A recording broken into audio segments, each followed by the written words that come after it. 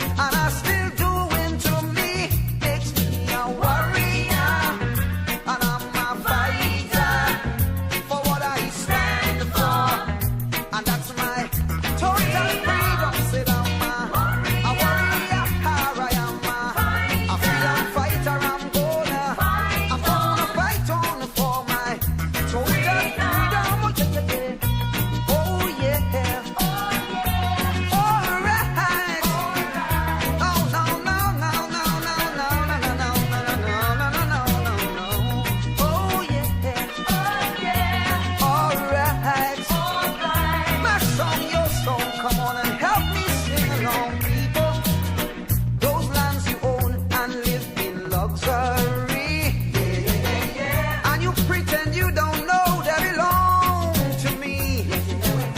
By fraudulent means, you took them away.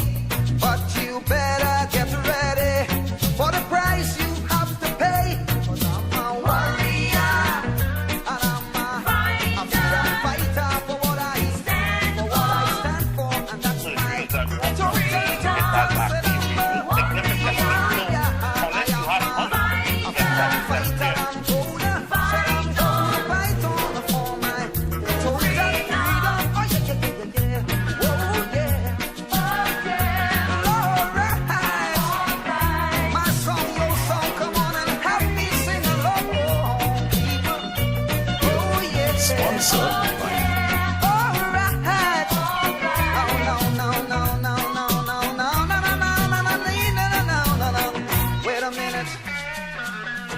I said, wait a minute, is everybody alright?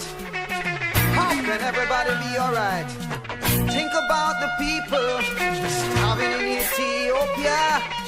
Think about my brothers struggling for power in South Africa. The wicked oppressor keep on trying to keep them under. Tell me, Lord, how long do my people have to suffer? No, I'm a warrior, I'm a fighter for what I stand for, and that's my total freedom. Said I'm a warrior, and I'm a fighter. Yes, I know I'm gonna have to fight on for my total freedom. Yeah, oh yeah, alright. Tobago must be vaccinated to die.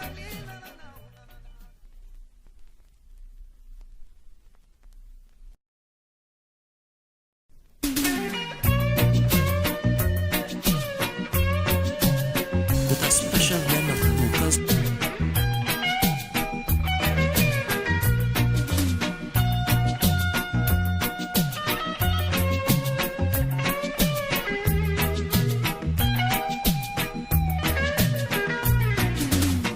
Don't free my hands and leave my mind in chains. Don't say I'm free and you still washing my brain to do the things that you want me to. I've got a mind of my own. I'm gonna do what I want to do, 'cause I'm a warrior, and I'm a fighter for what I stand for, and that's my total freedom. Said I'm a warrior, and I'm a fighter, and I'm gonna fight on for my total freedom. Yeah.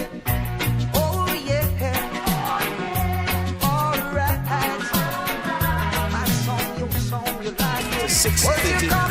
When you think about fresh produce, oh yeah, alright. No, no, no, no, no, no, no, no, no, no, no, no. You give me work and make me slave all day. Then you raise your prices high to take away my pay. My eyes are open and yet you think I can't see all the wrong things you have done, and are still doing to me.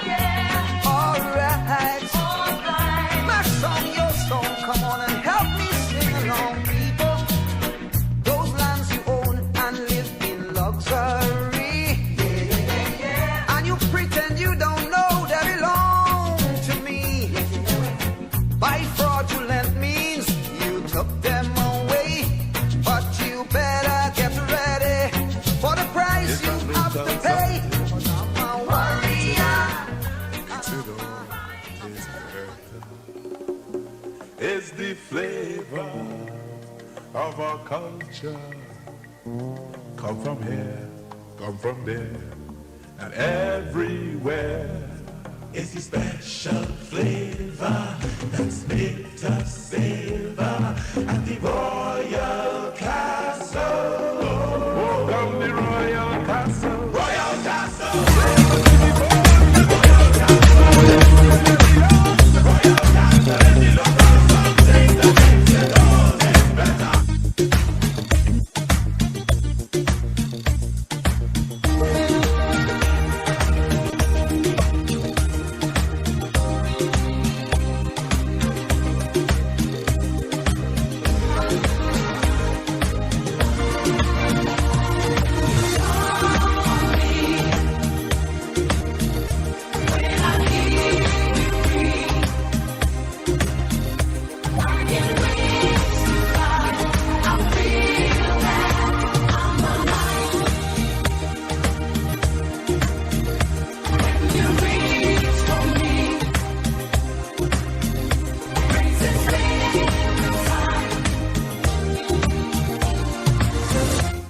Get VAT off to buy equipment for the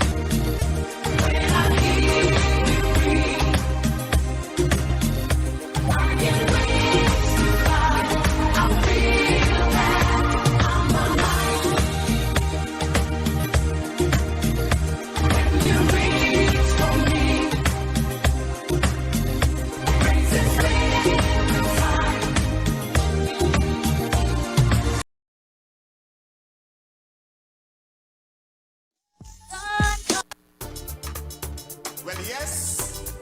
Do you think I could stay silent?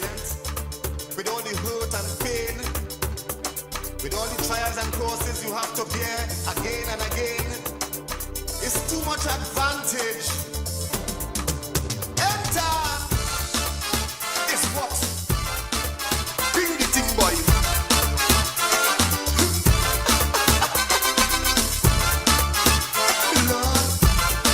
Lord have mercy. Since a small is one thing and yeah, sacrifice for the country's sake. You burn your belly if you burden your beer. How much pressure poor people take? You work so hard for your food and shelter. All you getting is the hurt and pain. They close the doors to the poor can't enter. Fixing your back like a slavery again. So where's the cry from the poor and the homeless? Advantage. Where's the cry from the belly and the jobless? Advantage. Where's the cry in the heart and the distress? Advantage. Another family end up in a crisis. Advantage. And maybe you, the children at a ball. And maybe you, the children balling, balling. Advantage. They're taking advantage. Advantage. They're taking advantage. Lord, Lord. Advantage. They're taking advantage. Advantage. They're taking advantage. Stay in your finger, believe in democracy. Now you're begging for an equal place. You jam on your wine and dine in your misery. The cherry wealth, man, you can't get a taste. And when they treat you like the dregs of society, make and scream and squeeze in the floor. Police on your case, man, your life ain't easy. Using the law to oppress the poor. So where's the fight from the poor and the homeless? Advantage. Where's the fight from the belly? advantage. Big tune Corky. Yes, they yes, like to yes. take advantage, as Barry Padarat say, the member of parliament for Princestown, when the minister of man, Marvin Gonzalez, say that he and the next one, Keith Scotland, didn't want to go down in the beatam because the UNC sabotage, and the UNC was there to cause ruction and to behave bad and to disrupt the place. UNC in beatam? But how come we never had a representative? Who is the asking all the out? They call me and tell me one member of parliament who ever represented Beatam from the UNC. I ain't know about that. Marvin Gonzalez, Minister of Man, you're afraid to go in your own constituency with your beloved supporters who love you. They love you because you take such good care of them. Well, only the PNM has a plan. You and Keith Scotland gone to bathe together in spring water. All they look very comfortable bathing together. You all did not want to go in the Beatam. Why? You cannot face the people after 24 weeks that you all have them swimming in raw sewage and attacking them and saying that the UNC pay them to fall down in the hole, to go down in sewage. The UNC take the diesel from the pump and you going to protect the pump. But yesterday, raw sewage was pumping all over the human beings, the people, the citizens of Beatam. Minister of Public Utilities, Marvin Gonzalez, who have a Kobo sweat and will go down in history as the worst Minister of Public Utilities ever.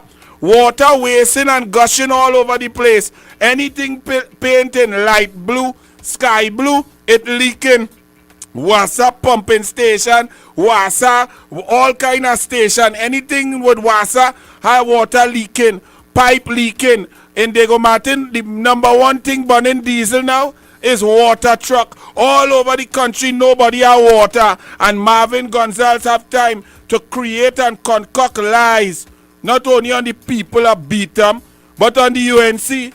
That's so the UNC, we have Bajan in the Beatam. How much vote I get in the Beatam? We send up a young boy called Karim Bed, a brilliant, intelligent soldier who begging the people, all they give me a chance, a young, intelligent, brilliant, I will go in there and fight and I believe in the policies of laptop, education, sport, cultural investment that Kamala Prasad Bisesa have a track record for. I going in on that platform and I going in to represent my people of Lavantie, the Beatam, on that area. Give me a chance, please. Let me fight for you. Fitzgerald Hines, tell the people, all your black young people lazy and all they don't want to sweat, but all they want to go to heaven. Ask him if Faris Al-Rawi sweat to get his $81 million. He $46 million in rent and he $38 million to outfit his own building. Where Al-Rawi sweat for that? He sweat in between his suit when he put on secret deodorant and powder his face and put on mascara. When he did Al-Rawi sweat? When did Smallpin sweat? When did Smallpin brother sweat? When did Smallpin father sweat? When did Franklin Khan wife sweat? When did Convent girl wife sweat? But you want black people in the Beatam to sweat? When did you sweat your Kobo sweat? Clung Fitzgerald Pumsite Rasta. Like that lie about the UNC pay a woman to go and swim in sewage, to jump down and fall down in raw sewage. What human being will take money to go to climb down into fit? No, Cocky, it's insane. How can a human mind concoct such a disgusting fallacy? Think about that for a moment. Yes. Because everybody and anybody, there's not one person who believes that is true. Yeah. That any UNC or anybody paid any lady to fall down in a hole full of tutu. Okay? Right? We understand that is a total fabrication. Right? Okay. So let's go inside the Pumsite Rasta Hines mind and followed up by the Minister Man. You Minister Man, you gone to find, you say it at UNC there, who paying people to cause ruction and to thief diesel from the pump so that the raw sewage flow through their own house? But if you know so much, how come you didn't know your wife was coming home when you was in the bathroom? How come you didn't know that? You should have finished what you're doing quick, zip up and get the other man, go outside, let him pretend all your linemen and playing cards. How come you didn't know that when you was in the bathroom, when your wife reached home? How come you didn't know that? But you know UNC going in the Beatam to pay people, to thief diesel, to pump sewer water into human beings. And all you just say that with a straight face, all you disgusting, pathological liars of the PNM. But them if they're afraid, you must be afraid to go in the BTAM, because the BTAM is now woke. Tobago has awakened the people.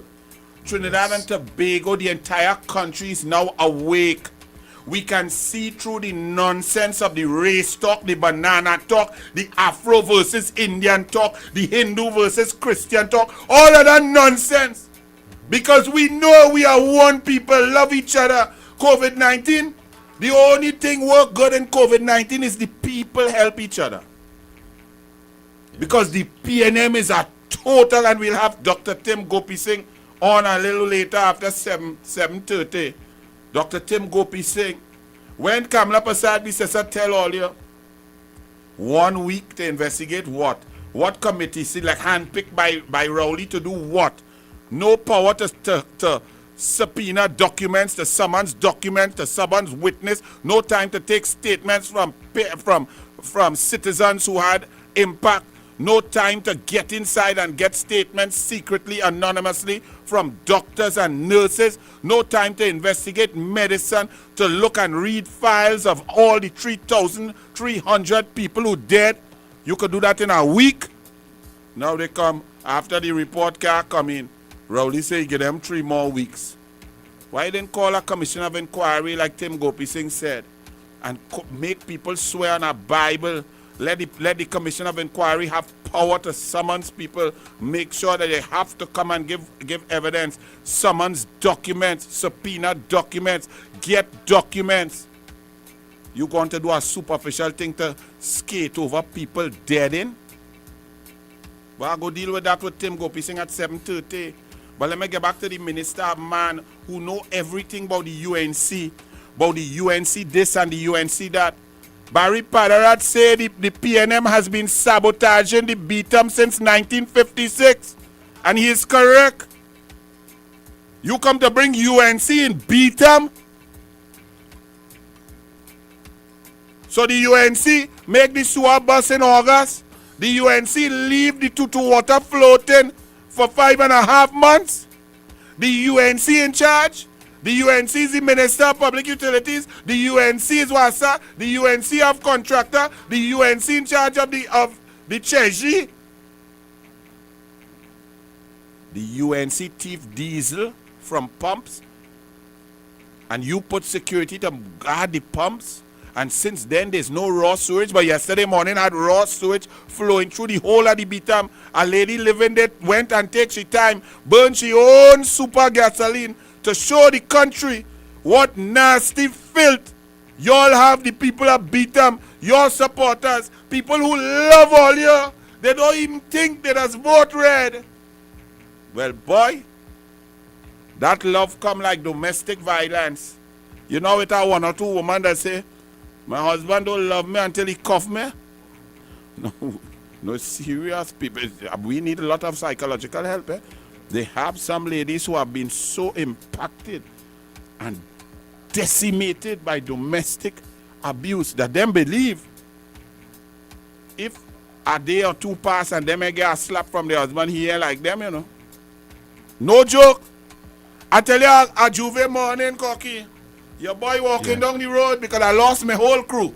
You understand? Yeah. A Juve them days, long time ago, used to start 2 a.m.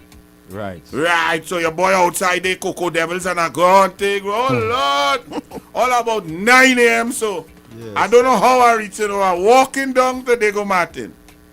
So I walking down Mukurapo Road. When I reach opposite Hot Shop there, Right. a young lady and a fella, like they're having a little argument or discussion. By on the other side of I on the northern side of the pavement, them on the southern side of the road, right? Right. On the other pavement. Yeah. Just so, I see the man hand cock back son, what up, Bellas, boy? Slap! What? Well, I say, what is that? Hey, and I'm running across the road, so. Yeah. I say, what madness is that, boy? You the madman or just so in the middle? What? You know the fella looking like kind of shame and frightened, and he started back. Yeah. You know the girl turn around, jump at me and push me and say, boy, hush your mouth, that's my child father. Boy, I sober up so good I walk. I say, you see, you should have, I didn't know the lyrics then, but in today's lyrics, I say, you should have drink your water and mind your business.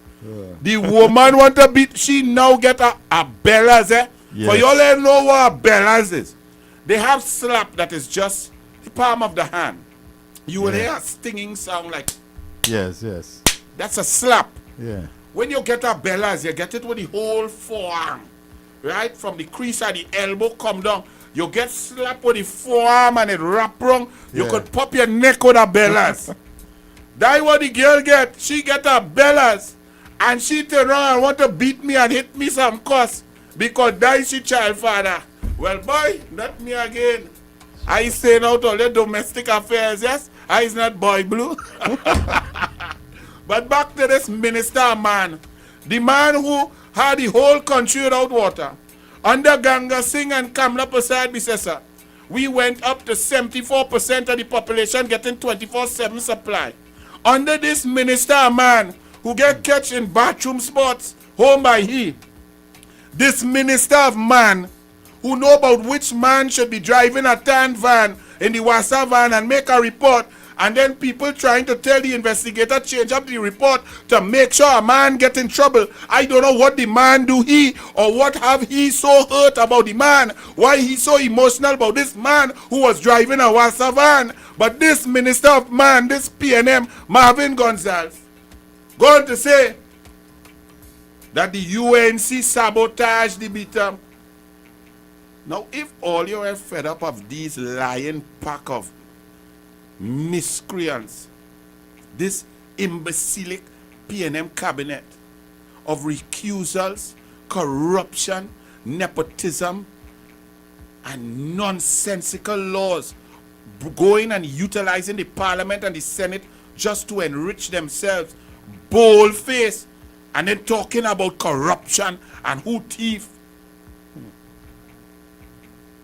If all you're not fed up at them, like how Tobago fed up at them, and Tobago pelt out their own son of the soil, you know. God, yes, Rowley didn't lie. He born in Mason Hall. Yeah. He be there. He grew up in Mason Hall, and Mason Hall, the Tobagonians say, we fed up at you. You have nothing good about you. You are a disgrace to Mason Hall. You are a disgrace, Keith Rowley, to Tobago. You are a disgrace as a prime minister. You are a disgrace, and we will vote you out 14-1. They didn't study who black and who Indian. They just know that Rowley is a heartless individual who does not care about the future of the country, does not care about your children, does not care about jobs, does not care about your security. Look at what is taking place in the country now. Corky, I don't mean, you see, I fed up, say I tell all you, so you know. But Corky, I tell all you, so you know. Corky, Yes. when we had now started this U97 show, and it was in the Yes. morning, all kind of Yes, thing. yes. Didn't I tell you what the PNM is doing? All of their policies, their disregard for the citizens, the lack of implementation of meaningful assistance, salary grants, business grants, the ridiculous lockdowns that could never have any effect because of the porous borders. So you lock down, you lock off one Wassa leak, but 25 leaks coming through all the lines going to the houses. The water will still, no matter how you shut it down, will still leak out. Porous borders, COVID coming, variants coming, Brazilian coming, Delta coming, Omicron coming, and the borders still porous. But all of that lockdown led to starvation, loss of jobs, hunger, people's savings gone, people for places, they lost their business, their house, their car, courts come and take out the henna. Cocky, you see, you're shaking your head because you know it's true. Right? And the people of Tobago said, enough is enough with this heartless human being. Keith Christopher Rowley, who bounced on a woman with a cart, a golf cart, and did not come out and lift up the lady. Send his security to ask if she all right. And then went and play golf and drink COVID-19 covered Gatorade for 7 hours with his ugly golf swing. He loved the game and the game don't love he. He's such a goat. But Tobago was fed up. In January, Tobago was 6-all, 6 PNM, 6 PDP. Rowley come to gerrymander and cheat by instructing the EBC who took instruction. Them take the instruction and create 3 seats. And the people at Tobago say, you see this bold-faced thiefing, trying to cheat and thief and steal an election. But they vote Rowley straight off the island. They dig up a navel string and pelt it in the Caribbean Sea for curry to eat. That poor curry to eat, that must be choke. And now this minister, a man who leaves the people of Beetham, just like the people of Tobago were disrespected from since Rowley came in. With the collapse of the sea bridge, the sending home of the Canadians who were maintaining the Spirit and the Express, the barges that people were given in Tobago to put their goods on and their vehicles on, the scuttled contracts, the galleon's passage that a PNM cabinet, a subcommittee of the cabinet purchased. They were supposed to lease a fast ferry. They purchased the slowest boat on God green earth. The Kobo Star, the crooked money that Rowley lie and say went through normal cabinet approval, when it went through his approval, and his approval only, prime ministerial approval, then went for covering approval after it was a fait accompli. Collapse Tobago, suffer Tobago, lie and try to give a friend who they play golf with Tobago land just so. Sad. Very sad. But the people of Tobago got fed up. Just like the people of the Beetham and people of Trinidad and Tobago are fed up. Rowley, if you're so bad and so arrogant and you're so correct and all your policies so making sense, call the election, get a mandate. Because the whole Awasa, well, not the whole, nah, there's just a little piece of Awasa, because when the whole thing come out, Rowley, all you go shaking your boots, small pain. You're going to need 5 big guns to take care of yourself. Small pain. All you go ahead. Wassa people, Wassa workers, Wassa citizens, show Rowley and them. Fire burn all you. They're not taking that. And I look, the Douglar look hard at all the videos. I'm looking for Indian, you know. Because you know everything in Trinidad and Tobago, they say it's race. Politics is race.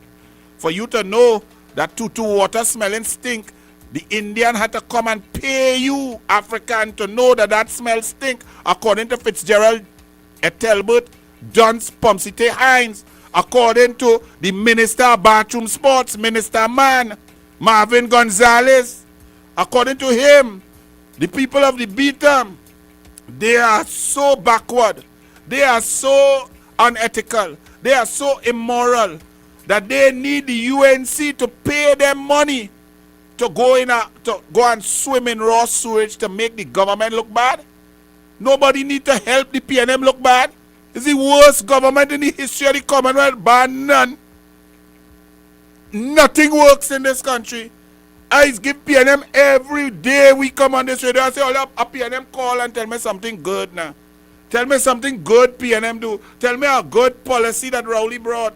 Tell me some creative idea. Something he came and brought to help people in 6 years. They cannot answer.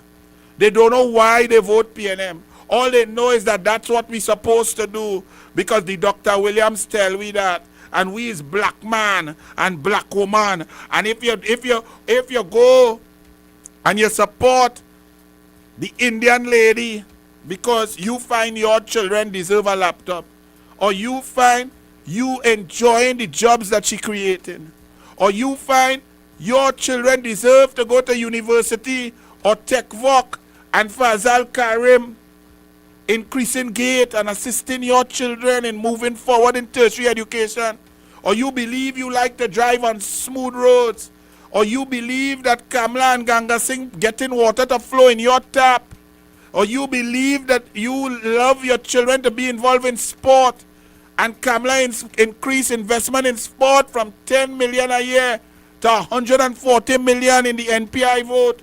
Or you believe that the assistance you get for your children from Kamala for textbooks, 133 million a year, as opposed to the mere 33 million, Rowley cut 100 million per year, 600 million in books.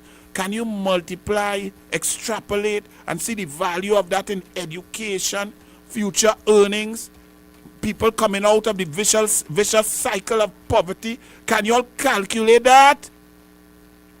It's impossible. The value is priceless. Like them credit card advertisement, priceless. So if a black man or a black woman sit down and read or feel or see the love of the policies for people from the Indian Kamala, Rowley and the PNM say, Minister of Man say, Keith Scotland, who went and bathed with the Minister of Man, say that you are a disgrace to your race because you find the Indian lady policies assist your family. You all help me make that make sense.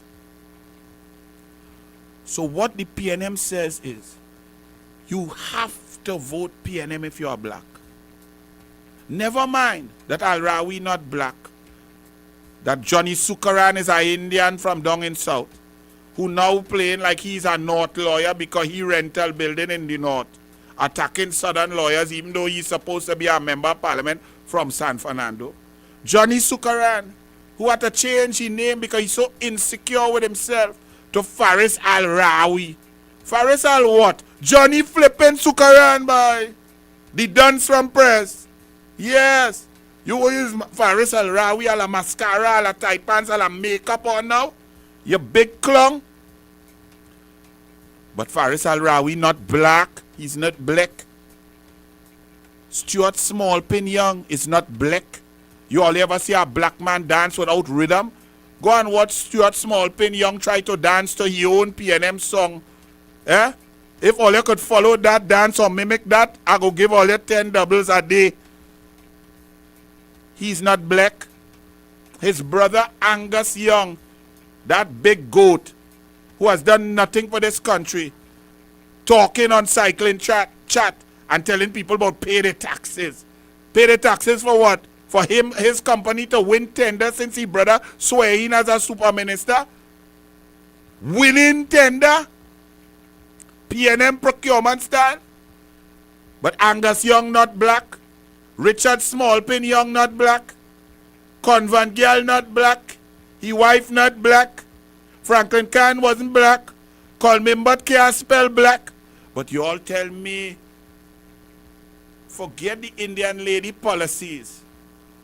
Forget cultural investment, pan investment, soca, music. Forget the 55,000 jobs. Forget $2 billion a year in foreign direct investment. Forget the energy sector. Forget bid wrongs under Kevin Ramnarayan that increased and gave us extra oil and gas production.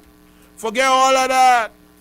Forget aquatic center, cycling velodrome, tennis center. Forget highway to Point 14. Forget hospital in Point 14. Forget hospital training in Sando. Forget Arima Hospital. Forget Scarborough Hospital. Forget the gas station she built. Forget the 106 school. Forget what the Indian lady built. Forget all that. She only built that for herself. So she could sit down with her sari and go there. But if you're black, you must vote for the black man Al-Rawi, Johnny Sukaran, to get $84 million and outfit the building and rent it. And them going in a parliament while firing CPEP workers and make Kazim Hussein come and have to lie in the Senate. Kazim Hussein don't make the Douglar start on you, you know. Because you is a kind of roots man. I kind of don't want to go at you, you know. But since they're making you turn into them, well, Kazim, if you want, you can't play mass and freight powder. Because that CPEP story is something not making sense. According to Sprang Along. The story need more people, Kazim Hussein. And I will find out. So Kazim boy, well, good luck to you. You go join the minister, man, and them just now. All right? I got to figure out a name for you. Well, Convent Girl done gone. Died that one day. Small pin, well, he had that for the rest of his life, small pin. Mascara, tight pants, well, he gone there too. Super Oreo, double stuff Oreo, he have his name. I'll go find one for you, Kazim, since all you want to fire 2/3 of the poorest of the poor in order to continue your recusal business. So that is why the race, they have to keep race in politics because think about it. What would make you want to vote for Rowley and the PNM? What? Did they come to you and say, yes, teachers, we believe in y'all. We love y'all. Y'all are the most important job in this country. The salaries that you get cannot reflect the value that you bring. Therefore, we're going to increase your salaries by 70% and also give you bonuses in the at-risk schools if you can improve our children who are not doing so well. We'll give you that extra package because we respect you. You nurses, because you're working hard, especially in a pandemic, we're going to double your salary and give you bonuses and make sure you have uniform grant and shoe grant and extra food and transportation home, safe and sound. Did they do that? Nothing. All you tell me one thing the PNM did. Did the PNM come and say, my children, we love y'all. Let's give you laptops and make sure you have connectivity and devices and ensure that you have lots of sporting equipment. And if you're representing the national teams, that we will pay for you to go and make sure. Look, even Portia's Warren, our Olympic finalist, had no funding yet and she's supposed to throw next week. She don't even know if she's going to the competition. How can an elite athlete looking to get Olympic gold prepare without even knowing what competition they could go to? And what you all feel it is a pala? You going to compete against the best of the best who know everything. They know what time they're waking up, what they're eating, how they're reaching, where they're lifting, where they're getting the massage, where they're getting the therapy, where they're doing their weights, how they're getting to the pool, what they're eating, how they're strength training, how they're doing the flexibility, where they're competing. They're 4 years plan out. Them know exactly what I'm doing. But our athletes, Shampa, where they in Shampa studying what going in. Shampa studying how she looking lighter. She trying to look like Alrawi and them to see if she could get a rental. Because Shampa girl, me I know where do. But you was more my color when you start, girl. Now you're looking like small pin. I don't know. I don't know if it's my I getting older. I must be getting cataract. But me I know. I find you looking very light. I don't know if it's the lighting in the red house. Donna Cox come there. She said, don't talk on our side. I say, I don't want to talk on your side. Because my ball head might get wet. You understand? Through the leak in the $500 million red house. But you're coming to fire CPEP people. And then the minister man coming to tell we the UNC sabotage the beat up. The PNM has sabotaged black people in this country for 66 years. The PNM hasn't been in control of the Cheji of Trinidad and Tobago, controlling the government for 50 years out of 66. But want to talk about UNC and Indian thief. The UNC and Indian government, an Indian prime minister and Indian cabinet only ruled Trinidad and Tobago for 1 year. Did you all hear what I said? We've only had an East Indian government for 1 year. 1 year. From 2000 to 2001. And then Ramesh, Romeo and Ralph mash up the government and it went 1818.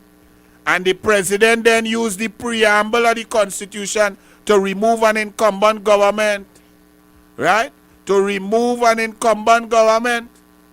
But when I in the Senate and I talking about the preamble and the spirit of the Constitution to show that the constitutional crisis in the Police Service Commission was wrong, they saying it's not linked, it's irrelevant. Really? How can the Constitution of Trinidad and Tobago, the supreme law of the land, be irrelevant?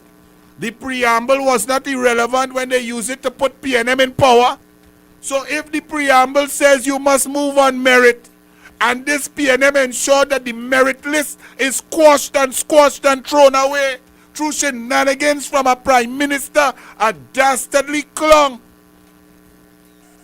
That's not a serious thing. DCP Jacobs, are you investigating? They tell me don't walk with Jacob because Jacob just walk and shake up. Jacobs, you had applied for some commissioner of police post back in the day and you come fifth.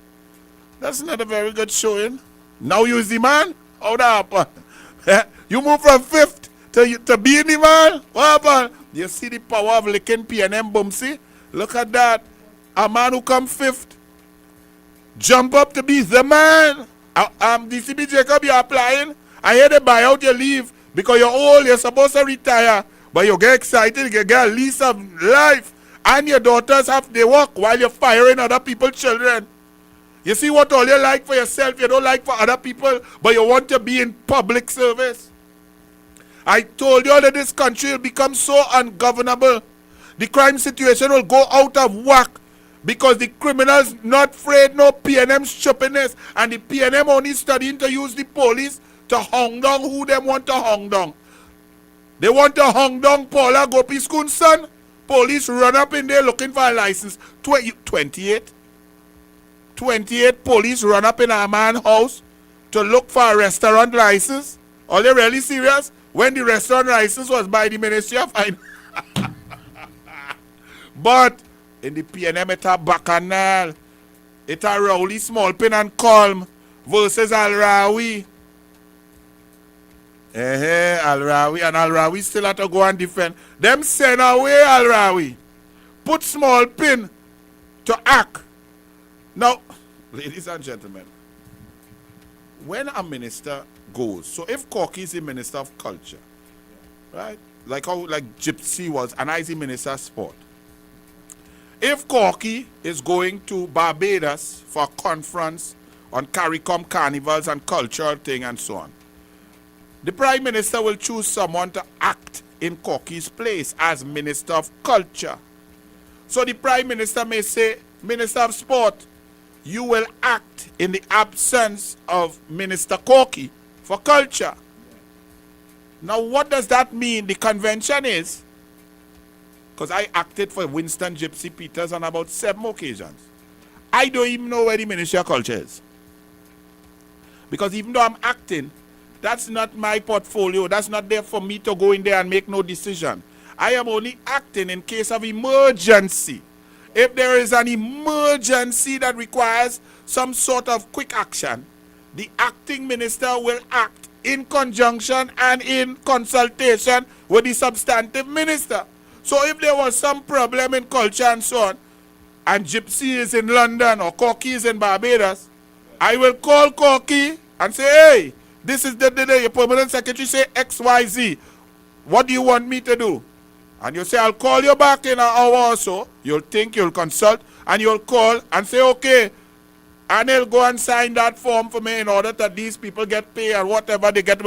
And that's all. So I am saying to you, when a minister is acting, they don't go in the portfolio and come out with groundbreaking new legal notices and so on. They don't go and do an X-man work. Right? Especially, they don't go and reverse an X-man work. So what took place? Faris Al-Rawi had and brought to the parliament legal notice 183. Rowley and them send Johnny Sukaran out of the country and they put Smallpin to act. Smallpin gone in the Attorney General office and draft up quick. Legal notice 277 to negate the sitting Attorney General who out of the country to reverse what he had put in place. And he do it so fast that he leave out something 24 hours after. He had to come with legal notice to submit Smallpin to change and to remove seniority to ensure that Smallpin and Rowley could get what they want. But they do it when Johnny Sukaran outside. You know Johnny Sukaran come in the Senate Tuesday, but it was really a half-hearted attempt there. He didn't do it justice. He's not a very good actor. He had to come and defend the acting small pin attorney general who usurped his authority and reverse him. And he had to defend them PNM good, you know. That like you gone away and your neighbor come in and romance your wife. And when you come back, you know you're the neighbor romance your wife. And you had to go to the neighborhood meeting and big up your neighbor and say, boy, this man helped me out a lot. That what happened there with Al-Rawi and Small Pin, you know. So Small Pin come inside and deal with Al-Rawi in a way that he wouldn't like. And Al-Rawi had to come in the Senate and defend how Small Pin rough he up. These PNM good, you know. They have no cojones. They stand for nothing. It's just a bunch of mush and they're turning us into that.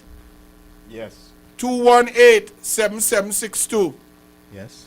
218-7762. We'll take a few calls. All right. Then we run some ads. And remember, we'll be calling Tim Gopi Singh very shortly. Yes. To find out about this committee that Keith Rowley has put there. And they gave them 7 days. And Camille Robinson Regis is stating that the food cards and there will be no corruption in economic zones and there's no corruption in the PNM. Look at the spokesperson for the PNM. Camille, where the cash, girl? Where the cash come from? Did Kobo throw it for you? Hello, good evening. Hello. Lost that one. 218-7762. 218-7762.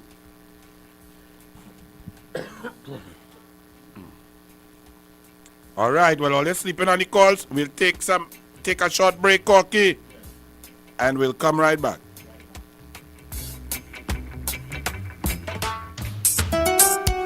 Time has come. New 97.5. Make it your choice. Something for everyone. 97.5 FM. Music for you. It's all about you. New 97.5 FM, Hot Like Pepper, Multicultural Radio. Power to the listeners. What goes in is a local something that makes it all taste better.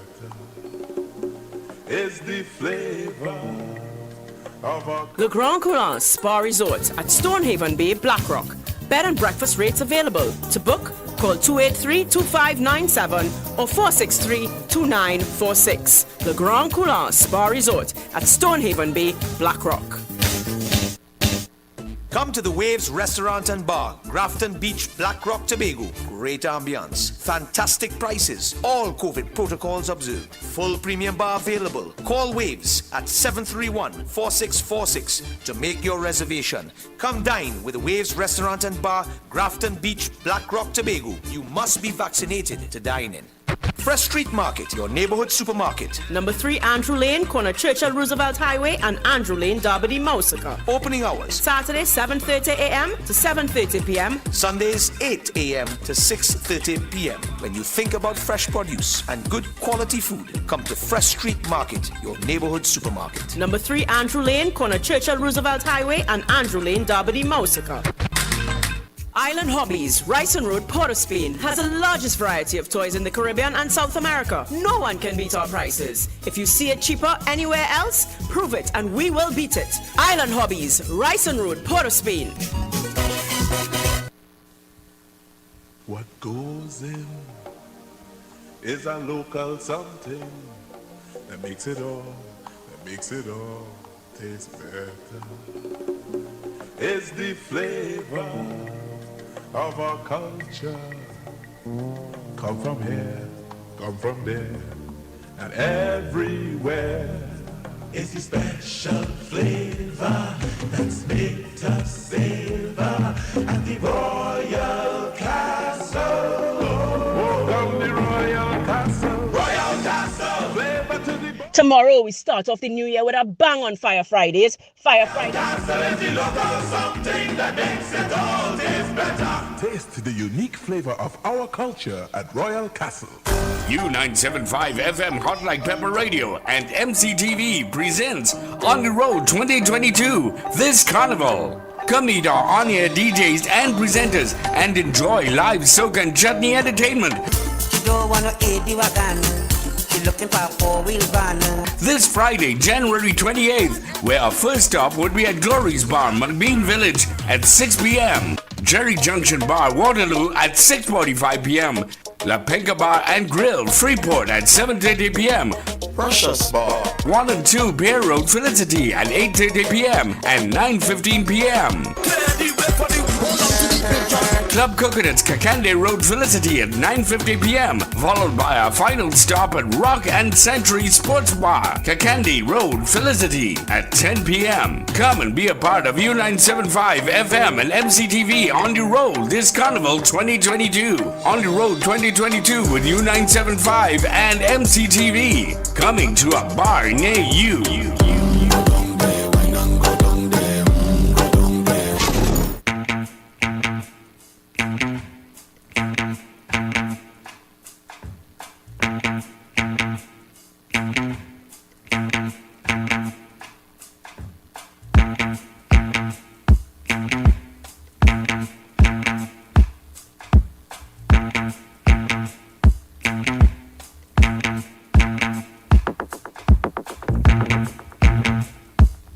And we're back inside live on Douglar Radio, U97.5 FM, Hot Like Pepper, 218-7762, 218-7762. I talk about 3, 4, 5 different topics there. I didn't know time was going so fast. It's 40 minutes. That's Dr. Tim Gopi Singh. We're getting ready to call him in about 24 minutes because we really want to find out. I don't know what to say. What? Yeah, I don't know what to say in this country. People dying. Yes. We just kind of accepting it. I see the Wassa workers start to stand up. I see people starting to stand up. I see in United National Congress people from Naparima, Oropouche, everybody standing up. The People's Revolution. It seems like a lot of people don't care who die. Well, I hope not. Hello, good evening. Good afternoon. Good evening, good Anil. evening. Yes. I was disheartened to watch yesterday when you was giving your thing in the Senate with the speaker only shutting you down. I really try to understand if they really went to school to know the meaning of merit. It is disgusting. You explaining this lady, right, about merit and how merit is supposed to operate. And like they can't understand. They're so dumb. They're really, really dumb. Well, You're giving it a proper explanation from top to bottom, drawing examples.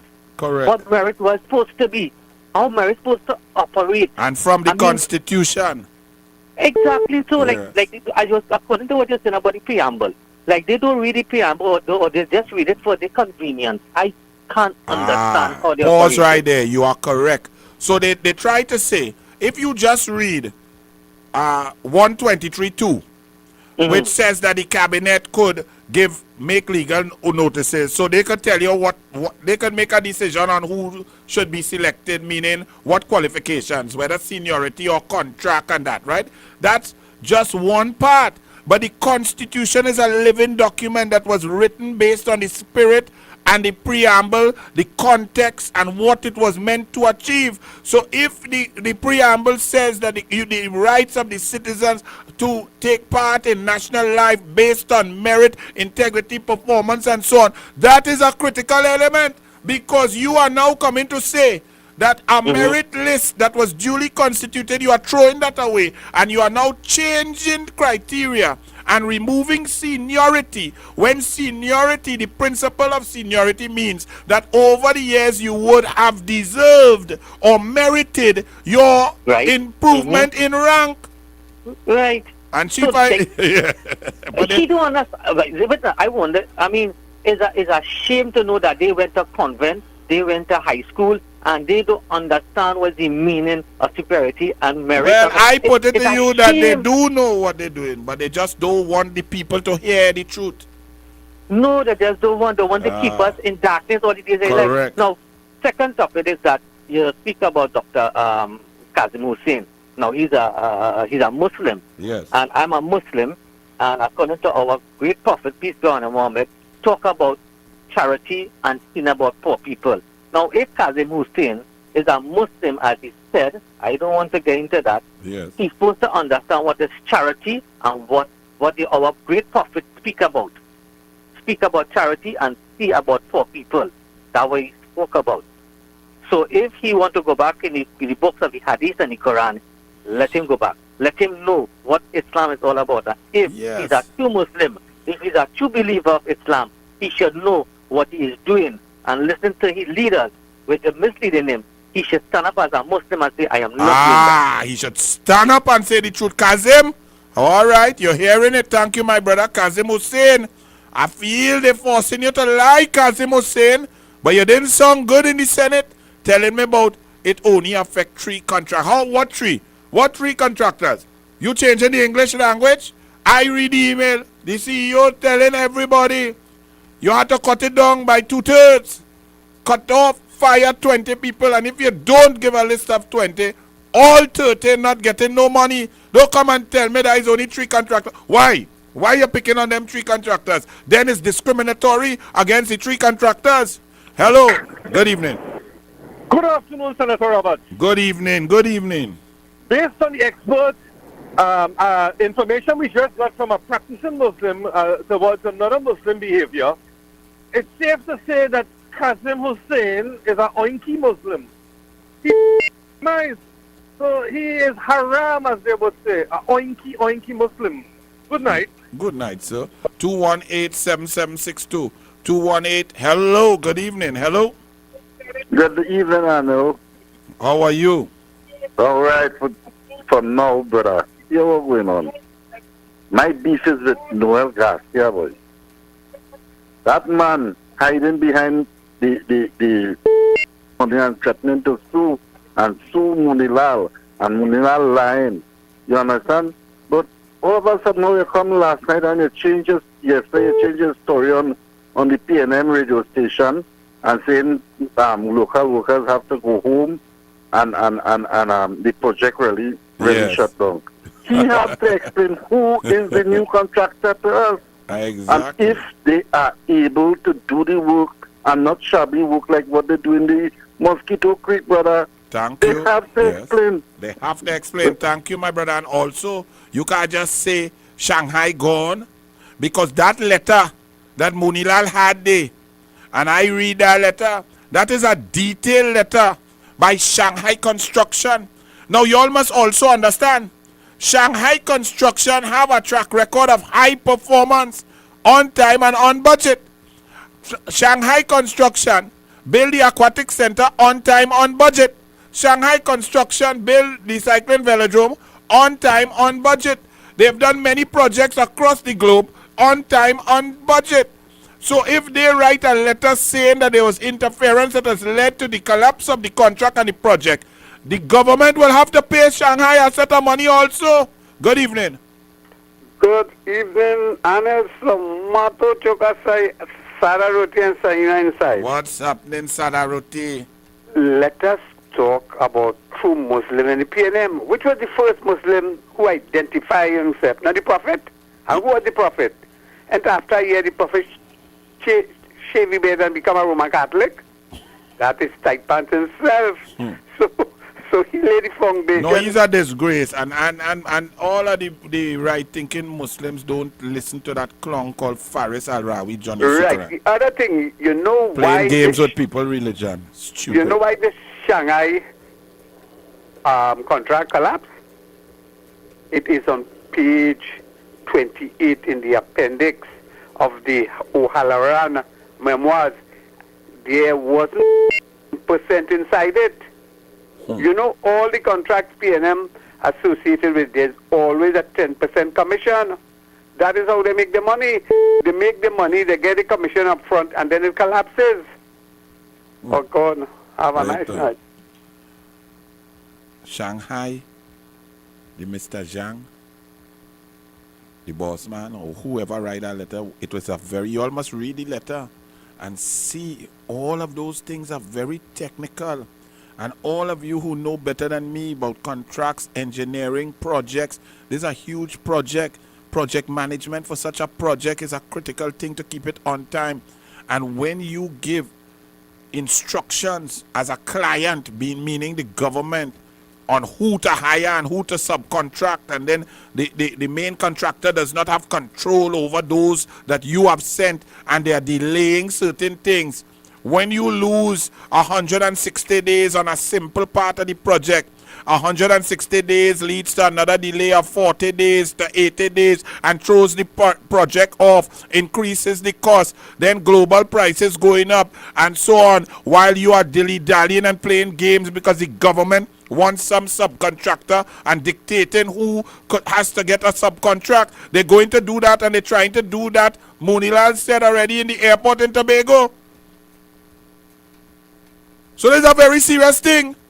And Noel flipping Garcia, Rowley partner, who when I went the grocery, I went Massey Stores, Alice Glen in 2017. So I see Noel Garcia coming out with one big bag. I say I didn't know Massey Store that bag, so I swear I see Rowley name on the bag. I don't know. I had to check my eyes for cataract, but I swear I see Rowley name on that. Noel Garcia of Las Alturas fame, of Rowley fame.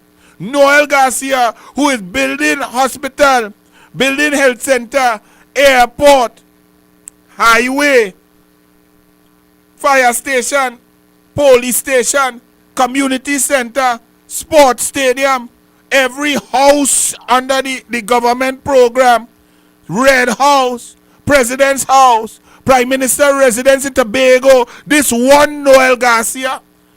That alone is enough for each and every citizen to know that PNM must go. Randall Mitchell said, it is bad corporate governance, and he's correct. I'm glad that he learned that now. To put one person on more than one board. So how could it be good corporate governance to put one man in charge of building all why tell all your day? How could it even be efficient if you want to get things done? Because if you want to get things done, you get the most brilliant people and give them small pieces of the pie to do to ensure that they do high quality, brilliant work on time. And when 20 people do great work, you have 20 projects to serve the people. But when you give one man 20 projects and $5 billion, why you do that? Please explain to me, why would a prime minister do that? And why would you, the people, vote for that? Noel Garcia, Rowley Las Alturas man, is building hospital, Central Block that collapsed, $1.2 billion. He in charge of Tobago Airport, $1.3 billion. He was in charge of Red House, $500 million. President's House, $110 million. Rowley Residence in Tobago, Prime Minister Residence, $18 million. Taruba Stadium finish off, $90 million. Stadium in Diego Martin, $140 million. Police station, 5 of them at $50 million, $250 million. Community centers at $10 million, 6 of them, $60 million. Every HCC house across the country, if they build 1,000 houses at $1 million, $1 billion. One man? Is it that the PNM have no intellectual capital, no ability, no engineers, no managers, no people with masters, no people who can manage projects? Is it that? Well, then what all you vote for them for? Is it that the PNM does not have competent people to handle that? So, or what is it? Isn't that a red flag? If you understand corporate governance, the more eyes, ears, mouth, spirits that you see on paper in a chain, the less likely there is to be corruption and thieving. Anytime you lower the numbers down as small as possible, it's easy to thief. So if one man doing everything, and that one man is a brethren of the prime minister, is it easy to thief or hard to thief? 218-7762. Randall Mitchell, what say you on that corporate governance? And when Kamla Prasad Bisesa was prime minister, one human being for one board. No family members of ministers on any board. My brothers and sisters could not be on a board. I disagreed with that, but I is not the prime minister. But Kamla Prasad Bisesa said no. She wanted to present good corporate governance, anti-corruption, make it difficult, make people feel confident. But all they didn't like that. All they let the PNM say Kamla and the UNC thief. So if the Kamla and the UNC thief, with Noel Garcia doing all of that, what Rowley and them doing? When ministers procuring and negotiating billion-dollar contracts, what Rowley doing? When he have one person on 9 board, what them doing? Since all you say, Rowley say UNC is thief. But when UNC there, you could see hospital, you could see hospitals all over, you could see highway building, you could see community center, 106 school, sporting stadium, recreation ground, you could see all of that. With Rowley, nothing you could see except mash up, collapsing everything. Good evening. Hello. Anil, Yes. good night, so glad to hear you. Good evening. Good tempo. Yes, tell Mr. Kazim Hussein. If he's a practicing Muslim, you can't serve 2 masters at the same time. Tell him. So do the right thing now. Do the right thing. Thank you, my brother. Well said. I'm sure he's listening to you. Because Kasim, your brother, your Douglar, I confused Kasim. I confused Kasim Hussein. Because you is a man like poor people. You're a Muslim. Muslim believe in helping others. Zakat for days, Kasim Hussein. I don't understand what you're telling me. Kasim Hussein. Hello.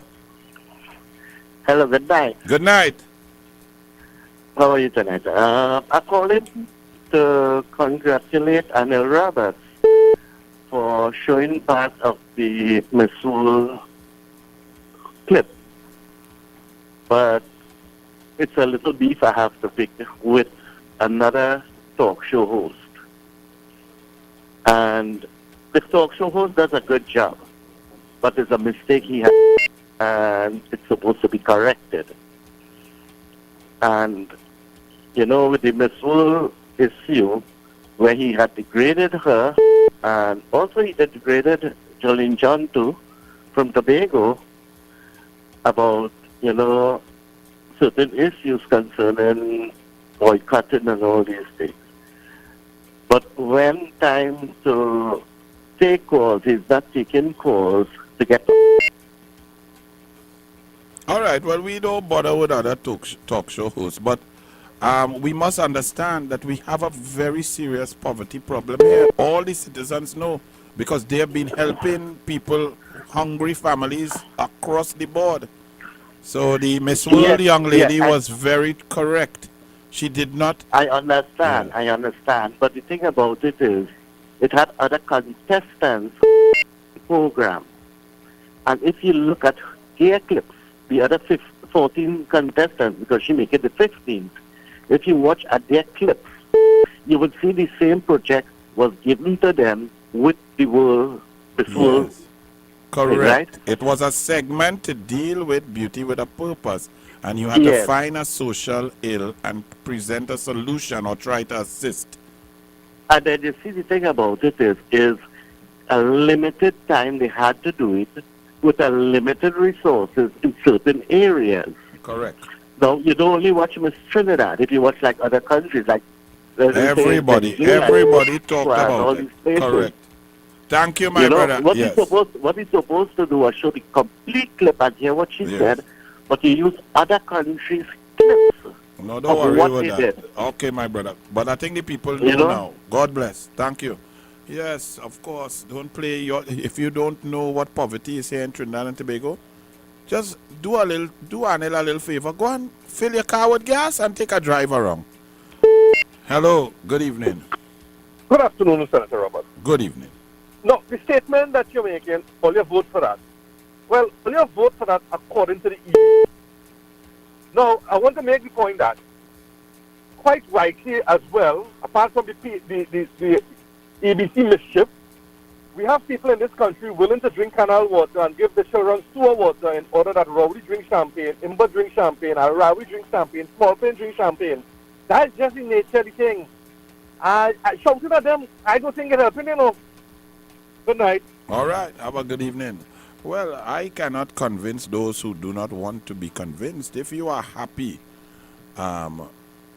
with the pain and suffering, and you are happy to know that someone supposed to look like you, me, I understand what I mean anyway. And if you're happy with that, well, that's all right. I'm talking to people who believe in merit, believe that Trinidad and Tobago can improve, believe that if we have issues, that we could solve them. Good evening. Good evening, Mr. Anil Robert. Yeah. Corky D, RG, Canada. Good evening. Good evening. Yes, How sir. you going? All right. Good, man. Anil, boy, I was watching that thing with you on the Senate. And I was just watching my that woman saying, Mr. Anil Robert, this is the fourth time I'm warning you. Boy, and she pressing her finger on, but she couldn't get the button to press, so she was pressing it on the... I was waiting to see when she'd break that finger, boy. But you know how things go. Yeah, but anyway, I just want to find out something too. Is that jail that they had Carrera, is that still operational? Is what still operational? The Carrera. Carrera? Yes, I think so. It's because I think and his workers, when the next election comes and they lost the election, they have to go there and start to live. Have a good evening. All right. 218-7762. 218-7762. Wow. Good evening. Hello. Hello. Hello, good evening, Anna Roberts. Hi, yes. Good evening. If it is that is stating that you have no money and we under poverty, right? How does one all this money, can answer that for me, please? How does one man who you just spoke about getting all this money and we country we have no money? I would like to know a little more about that, please. Excellent. Thank you. Well, that's because the PNM, listen how, let me explain to you, okay? People who do not, politics is not pure economics. Right. Politics is not pure finance. Politics is an amalgam of economics, fiscal policy, and social development and impact in your society. You see that social element? If you have a prime minister who has a heart, who loves people, they emphasize the social element rather than simple economics or finance. Right. Running a government is not like running a business. A business, your motive is simple. Make profit. Maximize profit. Money talks, and that's it. That's what you're in business for. When you're in politics, there is a greater, wider goal. Okay? It's not simply to say, well, let's go 1 and 1 plus 2. 2 plus 2 equals 4. Let's balance this budget. X amount of money coming in, only spend that.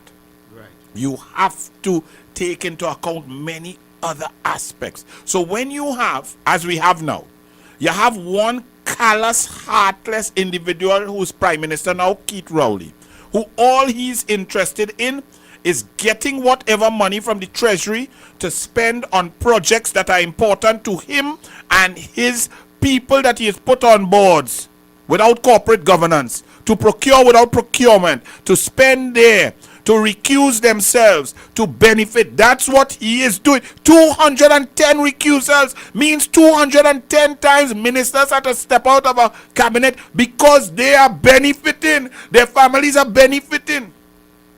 So when you have a prime minister like Kamala Prasad Bisesa, who cares about children first of all, then single mothers, women, and moving on up the poor, and then going along, she will say, even though you get the advice from the financial people, the economists, the gas subsidy is eating up $4 billion. What does that mean? Now, to Kamala Prasad Bisesa, that $4 billion is very well spent. Because in her mind, in her heart, that is keeping food prices down, medicine prices down. It's allowing poor people to drive their car and giving them security that fathers could drop their daughter to school, pick them up, drop them to lessons and so on. And more people could have vehicles. That is important to Kamala. So that is not money wasted in her overall perspective and concept.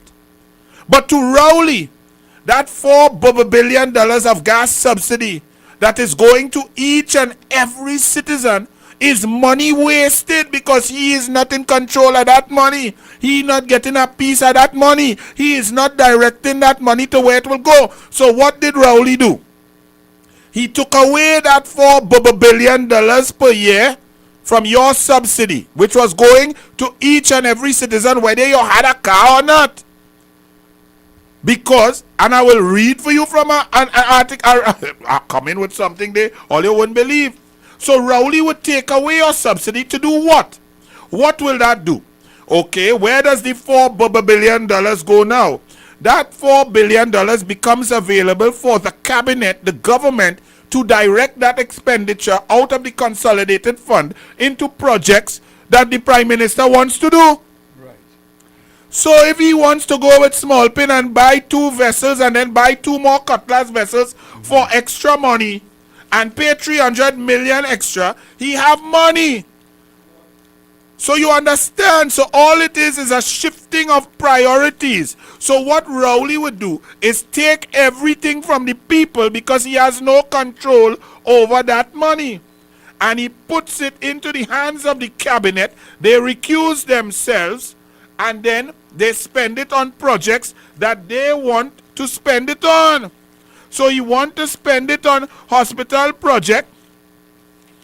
He wants to spend it on hospital project to make sure and tell the contractor that a certain other company must get the subcontract because that's what they are about. So when you see that they say there is no money for food cards for people, or there is no money to pay CPEP, and then Kazim come and lie and say it's only 3 contractors.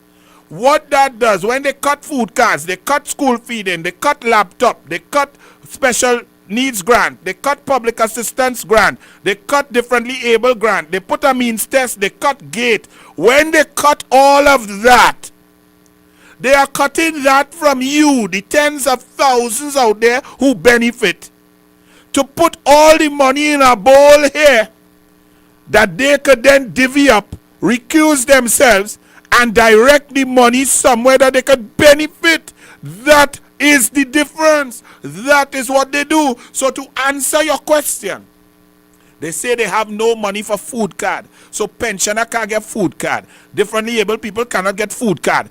People on public assistance cannot get food card. But they come to the parliament to ensure Al Rawi could get his rent, his 23 million by 2 because it's 6 years plus his 38 million. So in their mind there is no money. Rowley says, Al Rawi says, Johnny Sukaran says, Small Pin says, Colmimbut says, there is no money for you the poor people to get food card. There is money to pay Al Rawi rent. There is money to pay Flankenkan wife rent. There is money to pay Noel Garcia over there because Noel Garcia is close to Rowley and procuring on behalf of what Rowley want to do because Noel Garcia is in charge of everything. So what Rowley is saying, there is no flipping money for all you.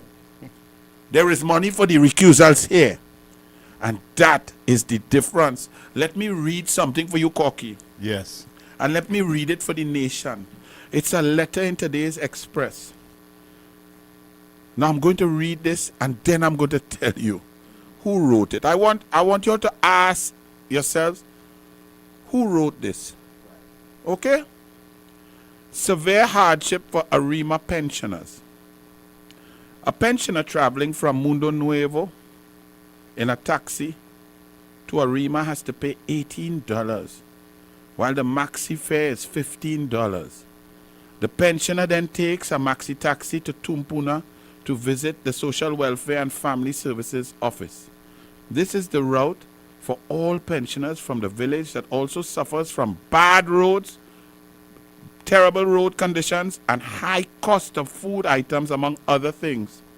The person then goes on to talk about high taxi fares and traveling prices and so on. The person continues, what is also heartbreaking is the fact that a simple request to obtain a form for their checks to go straight to the bank poses a very serious problem. They have to travel all the way to Tunapuna to collect a form. Given the fact that from the mayor, no government should turn a blind eye to reasonable demands from the people and their elected representatives to provide the necessary facilities to serve all and sundry instead of closing down the offices. The absence of the Social Welfare and Family Service Office in Arima is only one blatant act of neglect by the government, since there are other essential offices that are needed in the borough to ease the hardship endured by citizens. Corky, I ask you who you feel wrote a letter like that. That's scathing about the scathing attack on the PNM. The PNM's policies, like I just said, they don't care about people closing down social welfare office for pensioners, taking away gas subsidy and increasing travel costs. This is the difference between Kamla and Rowley. Don't you think the economists and the finance people came to Kamla to remove the gas subsidy? They did. I was there 4 years straight, and Kamla tell them, fire burn you. That is for my people. I'm leaving that there. Yes. But Rowley and Imbot come and move it and move it and move it. They take away regular gas fisherman kind fish. And this person here has it exactly correct. That the policy of the PNM, Rowley's PNM, is heartless, wicked, and bringing sufferation on the people. Who you feel wrote this? Cocky man. I'm trying to figure it out. Sound like a UNC. Who you feel? It could have been me. Yes. The way it's scathing against the PNM, so it could have been Anil who write that, eh? That's right. Because I have been saying that this person agrees with me 100%. Yes. So isn't this most likely a UNC? Of course, it could possibly well be. Ashton Ford, PNM former mayor, former chairman of the PNM, Ashton Ford. Ashton PNM Ford, ladies and gentlemen, Ashton PNM Ford is writing in today's Express and attacking the policies of the PNM that have bring pain and sufferation on the people through the increase in travel prices, the closing down of offices, and the lack of compassion and care. Ashton PNM Ford. What? I rest my case. I rest my... Look, Corky getting heart attack. Hello, good evening. Boy. I got a Hello, pain. good night. Yes. Good night. What I want to say, the first thing is that with Imbat. Imbat claiming that the government is spending $4 billion a year in paying pensioners, people with disability, grants and all these things. I want to tell Imbat, I want to tell Imbat, in Canada here the government spent billions of dollars to their old age security people. People get old age security. People get Canada pension plan. And the government never comes. Exactly. All through the pandemic, people that are not working, including me, got money every 2 weeks from the government, which was $1,000 every 2 weeks. Wow. Got from the government. 1,000 Canadian. Canadian. You know, they take care of the people. They do everything possible to make the people happy. You know why? Because the Minister of Finance here said that's the people's money. It's the taxpayers' money. Imbot feel it's And e they money. also So it they hurting him also to pay benefit. all you. Yes. Thank you, And my they also, brother. they also the benefit of it. Correct. Imbot believe the money he owns. Exactly. You know, the more money he gets, is the better for he. He could put up a next skyscraper in Port of Spain. Correct. Blessings. And that's the point we're making. Him but talking about that pensioner money as if it's his own. It burning him. You know the tune? It burning, it burning, it burning. It burning him. Hello, good evening. Hello, good evening. Good evening. Robert, good night. How are you doing? Good. Mr. Robert, I want to say something here. I want to make this publicly clear. Wasa, come ease up the farmers now, man. Ease up the farmers now. We done playing price for easy up now, man. You want to come out there with extraction permit. Anil, I don't know if all could bring up this in parliament or something, you know. Amit Sukana, I'm telling you, the junior farmers standing up strong with you. Amit will give me and we'll file a question with Senator Wade, man. Thank you, my brother. You see? Yeah. You want to suffer farmers who making food for we to eat. We food import bill is $5 billion, right?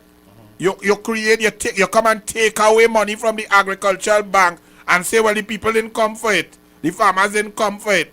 You lie and say you're giving them 500 million in grant and an next 300 million. You only give out 10 million in the 2 years. Wicked PNM. But listen to this PNM. Listen to me. Let me read a letter from the PNM. From Ashton Ford, former PNM mayor, former PNM High Executive General Council member, Ashton PNM Ford. Yeah. A pensioner traveling from Mundo Nuevo in a taxi to Arima has to pay $18, while a maxi taxi pays $15. This is the route for all pensioners from the village that also suffers from bad road conditions and high cost of food items, among other things. What is also heartbreaking is the fact that simple requests to obtain a form for their checks, they have to go straight to the bank, poses a very serious problem. They have to travel all the way to Tunapuna to collect the form. No government should turn a blind eye to the reasonable demands from the people and their elected representatives to provide the necessary facilities to serve all and sundry. Instead of closing down offices, the PNM didn't only close down social welfare offices. Remember, Kamla Prasad Bisesa and Glenn Ramadan Singh had direct impact. Direct impact was bringing the services of the ministry cocky to the people. Poor people have no money to travel in town. Them don't even know what services are available. They don't know what grants are available. Kamala and Glenn Ramadan Singh took it straight to the people where they live in Orapuch East, down there with the shacks, on the plyboard shacks that I show you all across Naparima, Princess Tongue that I showed you all on Douglar Politics, Valencia, Wallerfield, up in Dabadiomira in the back by Carapo, all over to give poor people it. They carry the staff, they fill out the forms and they do it directly. The PNM cut that. They closed down MIC centers, training centers built by Fazal Karim and David Lee of the UNC. They closed down NESC centers, all of these to train young people for sustainable jobs. Rowley and them closed down everything to keep money in a basket for Noel Garcia to spend for this man. A Kwamina Rowley, personal attorney and heritage, know nothing about oil. I see Scrap Island dealers and all. I go deal with that on Douglar Politics Saturday. Scrap Island dealers and all begging. They lost tender. The PNM so cranny under Rowley. Even Scrap Iron gone to friend and family. Not even Scrap. Cocky your hair, no I'm saying, boy. Yes, boy. Not even the black men in the scrap iron industry who has been hustling and working. That is hard work. Rowley's PNM do a tender. Do a tender for scrap iron from Heritage under Rowley personal attorney. And all the scrap iron dealers get leave out. And somebody else who just create a company a month before win the tender, yes? What really going on, boy? I tell you the crane. If all you in Trinidad don't know what is crane. Crane is a Tobogonian word for greedy. Double greedy. They want to procure, they want to recuse, they want to be touching everything down to scrap iron. That's why I tell all you, plenty all you wish all you could vote again. Well, it's up to the people, make them call the election. Mia a more motley call a election and got a mandate. Rowley call it now. See what you go get. The only mandate you go get is with Marvin Gonzalez or Keith Scotland or Amory Brown or Randall Mitchell or Johnny Sukaran, Faris Alrawi, Ala Mascara. One of them go date you. Ashton Ford, PNM continues. The absence of social welfare and family services office in Arima is only one blatant act of neglect by the government. That's the PNM government. Ashton Ford, don't be afraid to put PNM. It's the PNM government. Ashton PNM Ford. The absence of the social welfare and family service office in Arima is only one blatant act of neglect by the government, since there are other essential offices that are needed in the borough to ease the hardship endured by citizens. And this is a PNM Ashton PNM Ford. The Arima has a PNM MP, Penelope PNM Beckers, and they have a PNM cabinet and a PNM government and a PNM borough corporation. PNM. Ashton Ford, you should have written at the bottom, I hereby resign and wash myself clean with blue soap and take some palm leaf and beat myself in the hot water of the Caribbean Sea to rid myself of the stain and the stench of the PNM that has suffered people not only in Arima but on the Beatam, down in Caranage, Chagaramas, up the road into Mount Dore, in St. Joseph, in Farm Road, up in Tunapuna, across the Sangre Grande, into Matlot, down in Edinburgh 500, in San Fernando West, across the board in Mayaro, in Maruga, in Labre, in Point 14. The PNM has suffered people. That's what you should have written. The people of Tobago have shunned the PNM because they will not take the sufferation from the PNM anymore. Ashton PNM Ford. All you thought is Anil right it there? It's not Anil. It's Ashton Big PNM Ford. PNM, Ashton Ford saying the PNM blatant neglect, lack of heart, carelessness, don't care about the people, PNM. That is PNM Ashton Ford. That is not Anil. Alright? Look at there. Those says Anil. Anil has been saying it. We're going to take a short break. When we come back, Tim Gopi Singh.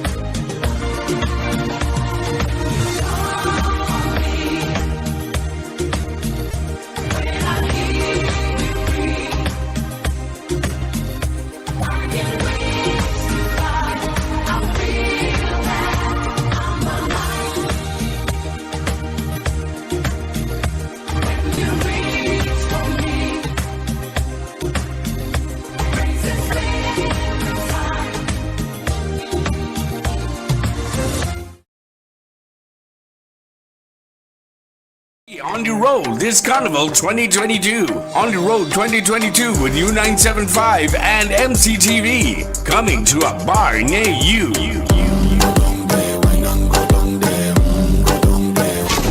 My parents' generation grew up with Royal Castle. From the first restaurant in 1968, when that distinctive, tempting aroma hit the air, they just couldn't resist. And like never before, fried chicken with a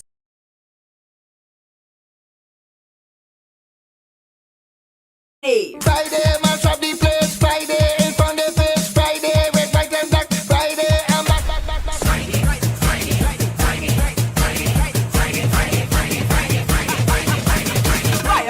Friday.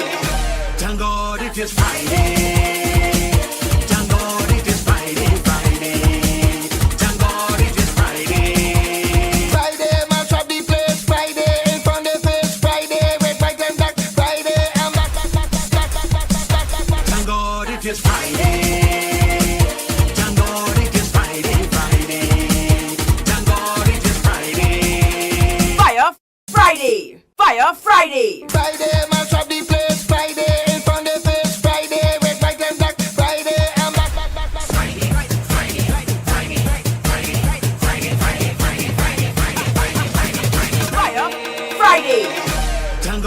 is Friday.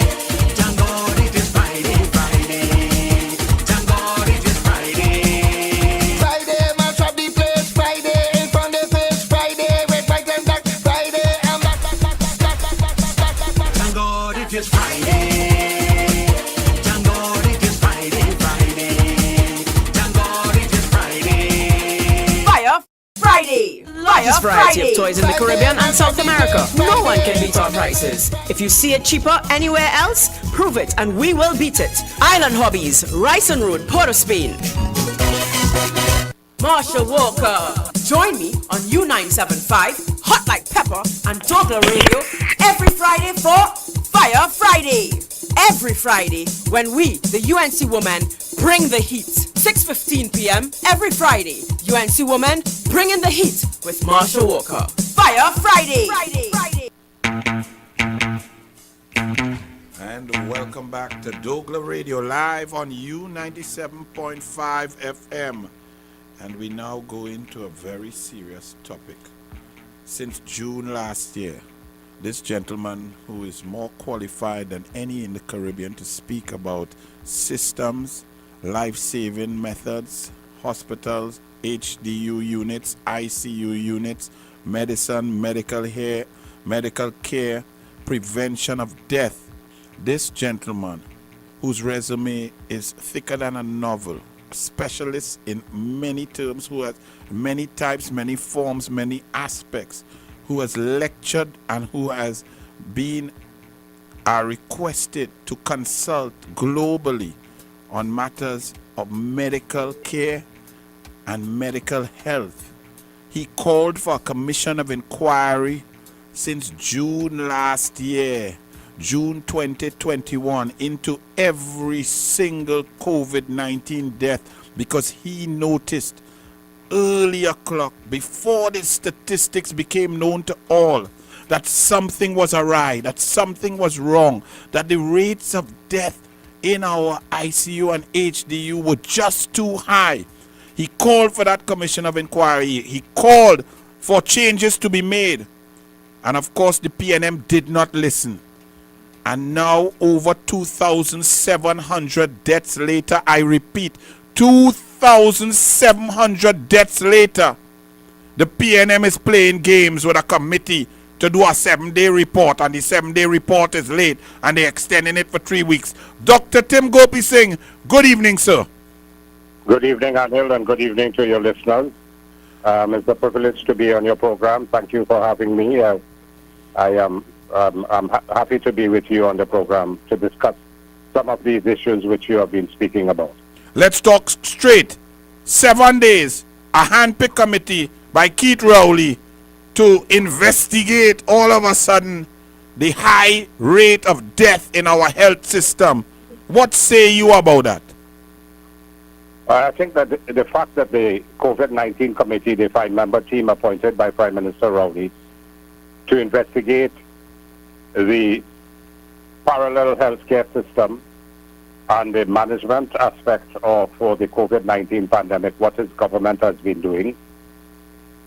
Now that we see this alarmingly high rate of COVID-related deaths in Trinidad and Tobago, in December, 711 deaths, as you mentioned, over 2,700 deaths just within a few months. And when we are at the worst country in the world per million population in terms of deaths, how can anyone sit quietly and just allow it to continue?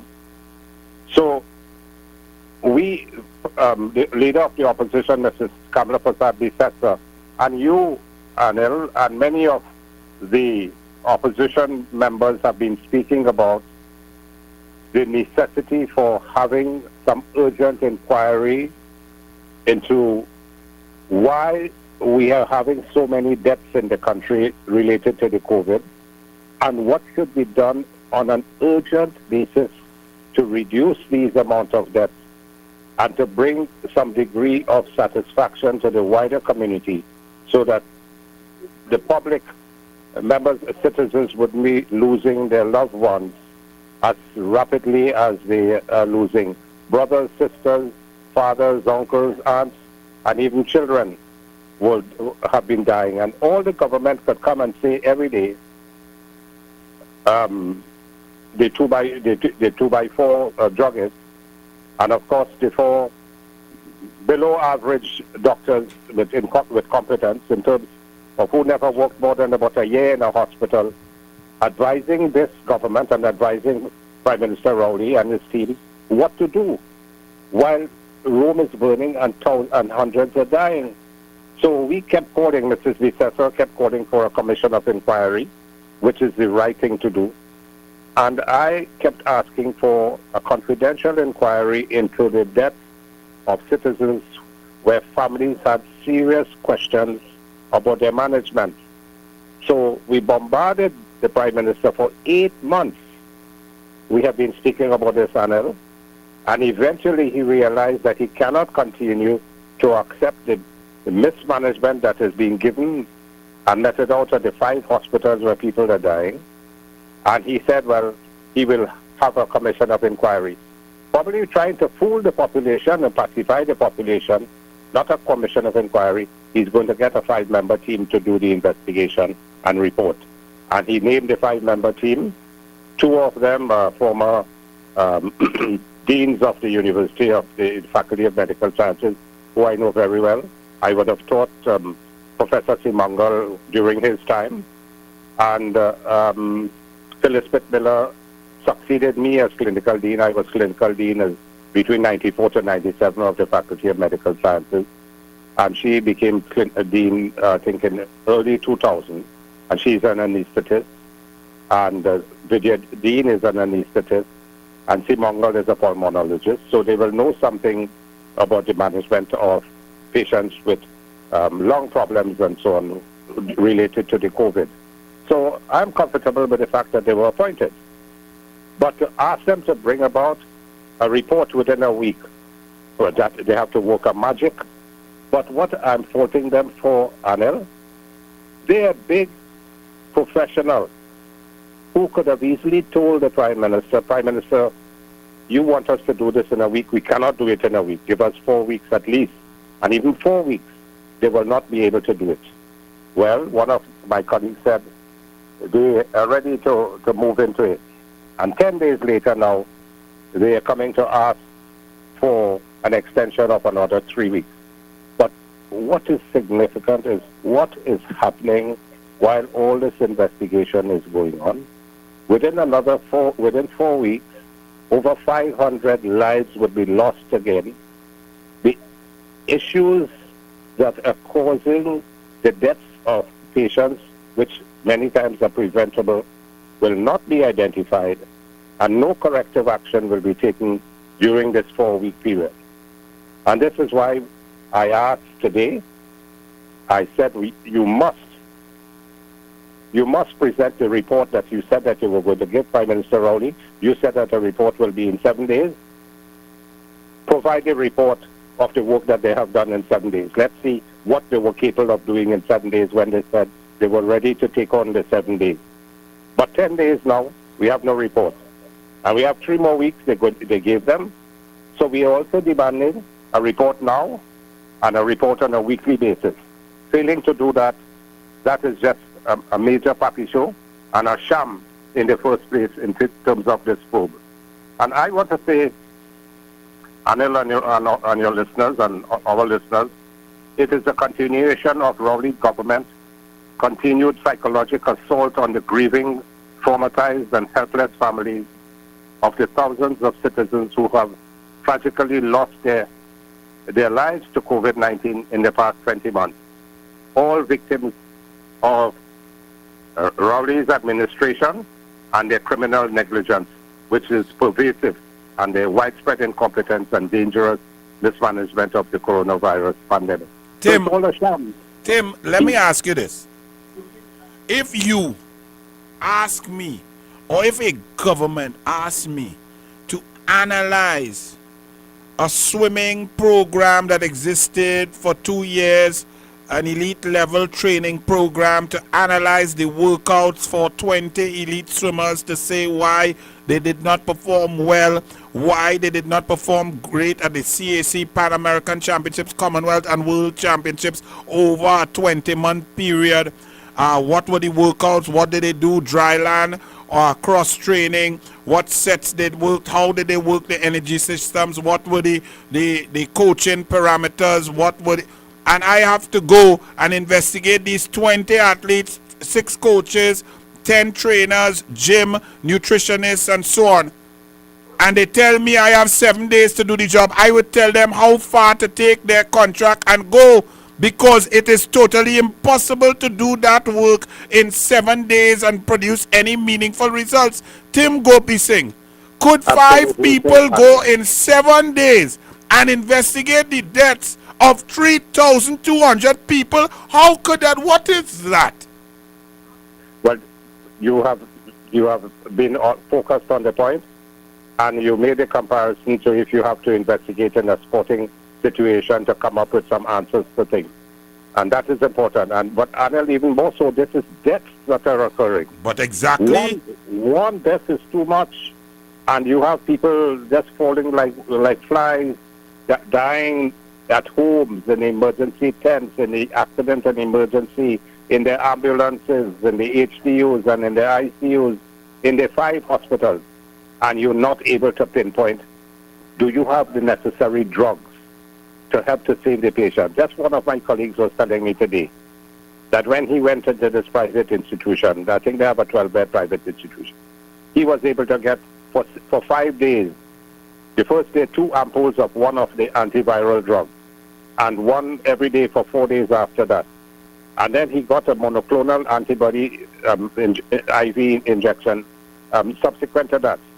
And then that one wasn't holding him as much, and he had a second IV injection of the monoclonal antibody, and that saved him. You know how many lives could have been saved if we had these drugs in Trinidad? They have been abroad, but 2x4 druggists made no attempt. Rowley has no clue about what is going on in terms of how to manage. Of course, he's a geologist, he's not a doctor, but he has the wrong people advising him. And the CMO, Dr. Parasram, I mean, I feel a pain in my heart to know there's a student that I taught. I think I taught him in 2002. And Dr. Richards, who I also taught, and she was a bright student, very bright student. And I was disappointed when she didn't go into a specialty, because I know that she has the capacity. You go into public health. Public health is nothing. You do 1 year in a hospital, you finish your internship, but you don't know any clinical medicine. And Avery Hines, well, of course, he is one of these members who go and do the biostatistics and so on. But none of them has any clinical experience. And when Rowley, with his boy, Davlin Thomas, who doesn't have an iota of skills and knowledge to manage 3 hospitals he's managing as the CEO. What the hell Davlin Thomas knows? He knows about Carnival. So a mess is happening across in the accident and emergency, in the tents. Okay, Tim Gopi Singh, I like to break it down for people. So let me say, I am a family member. I had a problem with my mother in a hospital. Let's pretend. Okay? I get the file, and I know in my heart something went wrong. And I bring her file. She was hospitalized, let's say 21 days. She was in the ICU. Her file is thick. I bring it to you, Dr. Tim Gopi Singh. And I say, Dr. Tim Gopi Singh, whatever is the fee, I am paying it. I want you to go through my mother's file in detail and come up with all possible avenues of potential errors, mistakes, or reasons or rationale leading to her death. in that one file to present or try to attempt to come to a conclusion, how many hours would you think that you may spend? While you cannot be exact because different files would have different problems, but in general, how many hours do you think you will spend scouring that file? Well, with the years of experience, it might take you about 2 hours to get to the gist of the problem by analyzing what has happened in terms of when the person was admitted, to what medication was given, how they were managed. Good. Pause there. And it will take at least 2 hours. 2 hours. So help me out. Help me out there, Tim Gopi Singh now. Let's go with your expertise and brilliance, 2 hours, which really that's the high end, but we will go with 2 hours based on your experience and the amount of thousands and thousands of patients you have seen and dealt with over the years, and your experience and your ability to analyze quickly. Let's go with 2 hours. So Tim Gopi Singh, please tell me, 3,200 by 2 is 6,400 hours. The last time I checked, you cannot fit 6,400 hours into 1 week. So they could not even go through each patient file. And then also you have to interview the families in terms of how they perceive the management to have been done. You have to look in more detail. So two hours from a senior person is really a minimum time, but a file could take a long time. And then when you have to interview, you have to interview the doctors, you have to interview the nurses, you have to interview the paraprofessional staff. What has happened? What has gone wrong? Did you suction the patient properly? Did you give the patient the antibiotics IV? Did you give them at the appropriate time? All these things will have to be determined. And so each case has to be dealt with, as you said, one by one, and they have to be interviewed. You have to interview the junior doctors. You have to interview the senior doctors, if there are any, and of course the nurses and the senior nurses and so on. So what is transpired? Because a lot of these professionals would remember cases. If the files are brought back to them, they will have an understanding of where they were with it. But Anil, you know what is also happening now? Since this team has been instituted, and we understand that members of this team, or who is ever coordinating the work of this team with the regional health authorities and the hospitals, are informing the hospitals and thereby the CEOs of when they are visiting.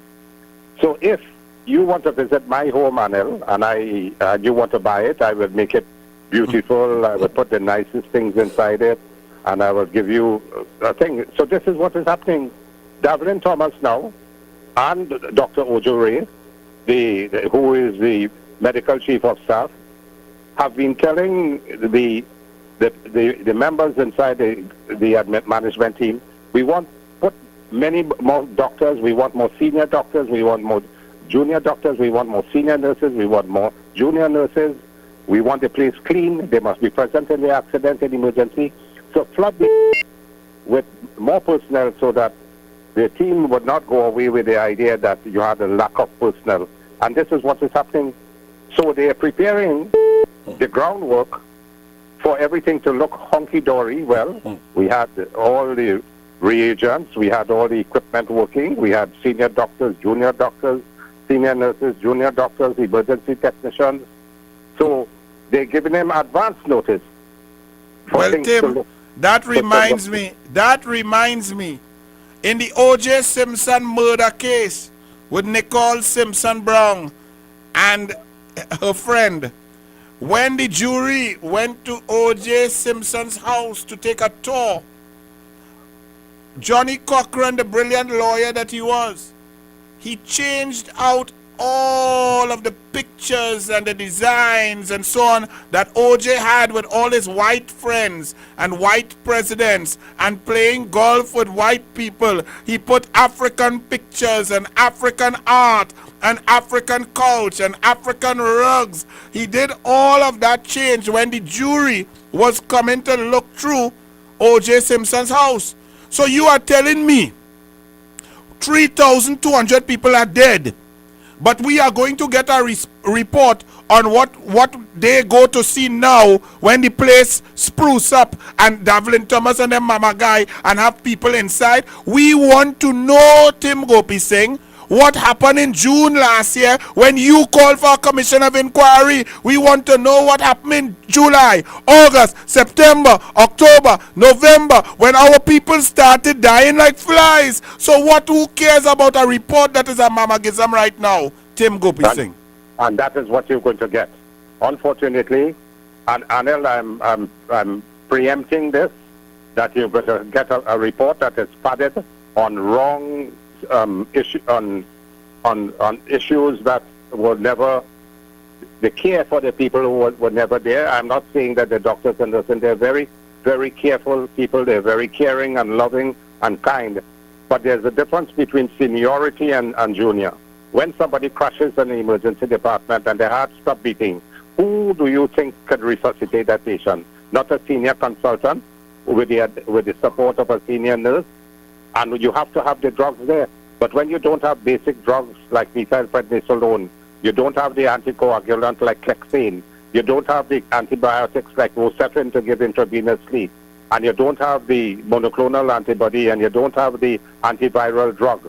Man, where are you going? That is why the patients are dying. You don't even have a pulse oximeter, one pulse oximeter for 30 patients, so the levels of oxygenation of these patients are not known. They don't have oxygen in the tents.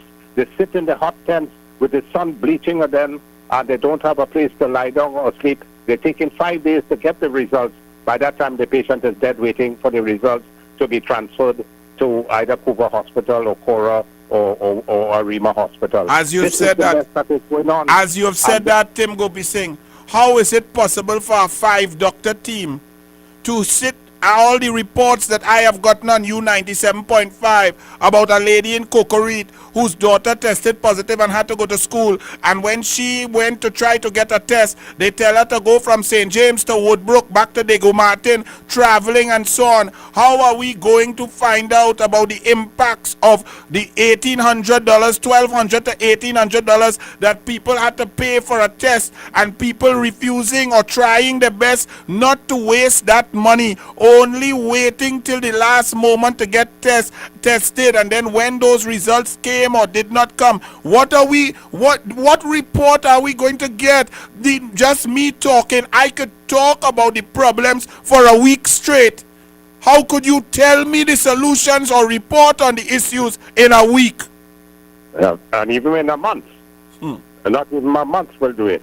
But what is important is that if you really focus on what you are doing, these 3 doctors, two were clinical deans, and one is an anesthetist as well, a very competent anesthetist. They're all very competent doctors, but the ability to discern that what has to be, they have not been in management for any length of time. They don't understand what management issues are like. So to make overall determination of what is going on, you must have some management capability.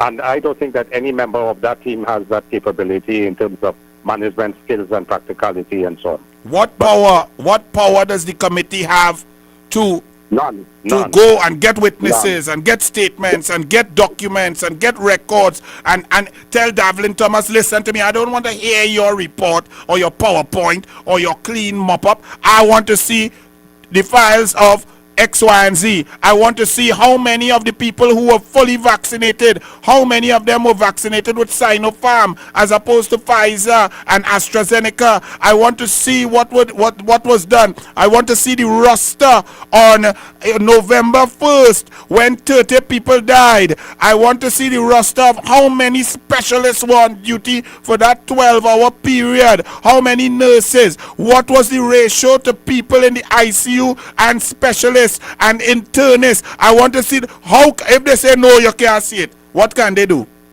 Anil, you're a brilliant analyst. You have focused on the very significant points that have to be looked into, investigated, and analyzed. You're right on spot. And therefore, it is really a puppy show and a sham Rowley to try to hoodwink and fool the population. He's fooling himself, and it will catch up with him one day as Prime Minister. And the same thing that has happened to him in Tobago will happen to him in Trinidad. You can't continue to fool the people all the time. They have seen through him already, and his total management of this whole COVID pandemic has been abysmal, resulting in deaths of significant amount of people. You know, another thing that CMO Parasram said, that less people are now coming into the hospital. They're seeing less admissions. You know why? They want to go to the hospital. They prefer to stay home and die at their home because they don't want to go inside it and get the type of treatment that is meted out to citizens when they go into the tent.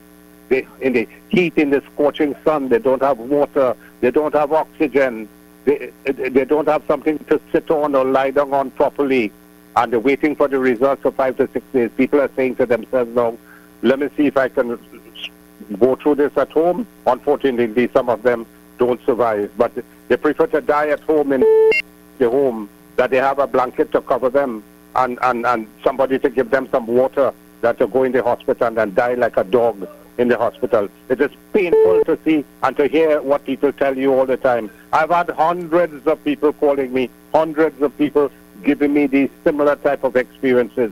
You cannot even get to find out about what is happening to your family inside there. I've had calls from hundreds of people, Dr. Gopi, saying, please help me, I don't know what is happening to my family. My family has been there 3 days now, but we don't know, we haven't heard anything. Imagine they have one person calling 400 families. That's a shame and disgrace.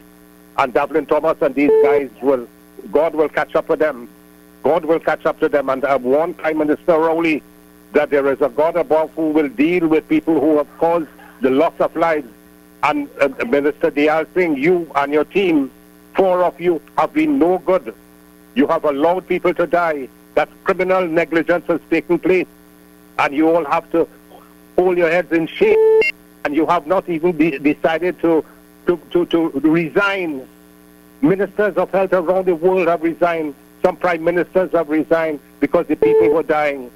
This is what the country must call for. I ask the people of Trinidad and Tobago to stand up and fight for what is your right.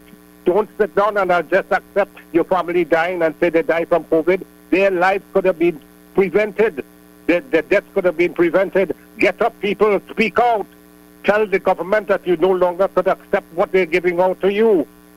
I am incensed about it when I see people, and I say, in my 40-something years of medical practice, if God has been good to me, I've never lost a patient on the operating theater table. I've never lost a woman at delivery.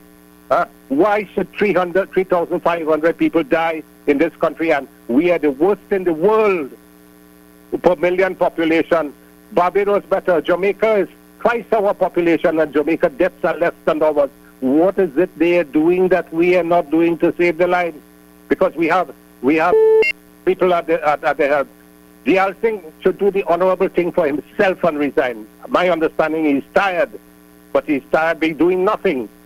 And Rowley should say, look, I can't manage this anymore. I want another team of people to come in and see whether we would manage. When Kamala asked them, when Mrs. Bisesa asked them to join with them and let us have a bipartisan approach, Rowley began to be very dismissive of us. He said we wanted hydroxyquinolone and ivermectin and all the food he keeps talking about on a daily basis. I mean, I am disappointed in Keith Rowley myself. 50 years I know him.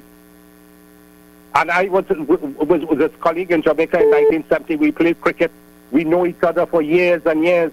But when a prime minister and a friend of mine deals with situations like this, it pains me to know that somebody that I like as a human being, somebody that I know that we get along very well. But when this happens, I cannot accept it. And if I have to speak out and be the lone voice in this country, we will do it. And Victor Roberts and the Prime Minister and the leader of the opposition, we need to speak.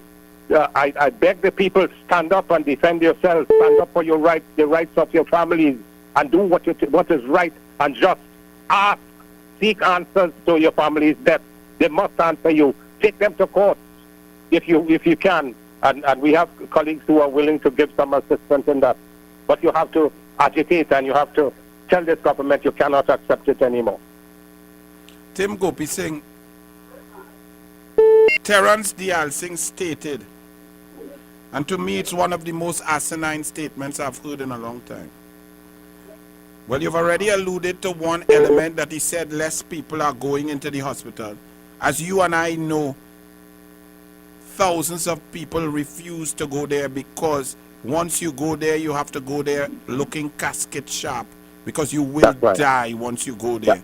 The country has been made aware of that, and people are willing to take private medical help at home and stay home and fight it as best as they can. But what he also said, which was so ridiculous, he tried to say that there are less people in the hospital, in hospital beds, or who are requiring hospitalization in the last 30 days. Now, when we analyze the infection rates, death rates, and so on for the last 30 days, that has been the most intense, worst period.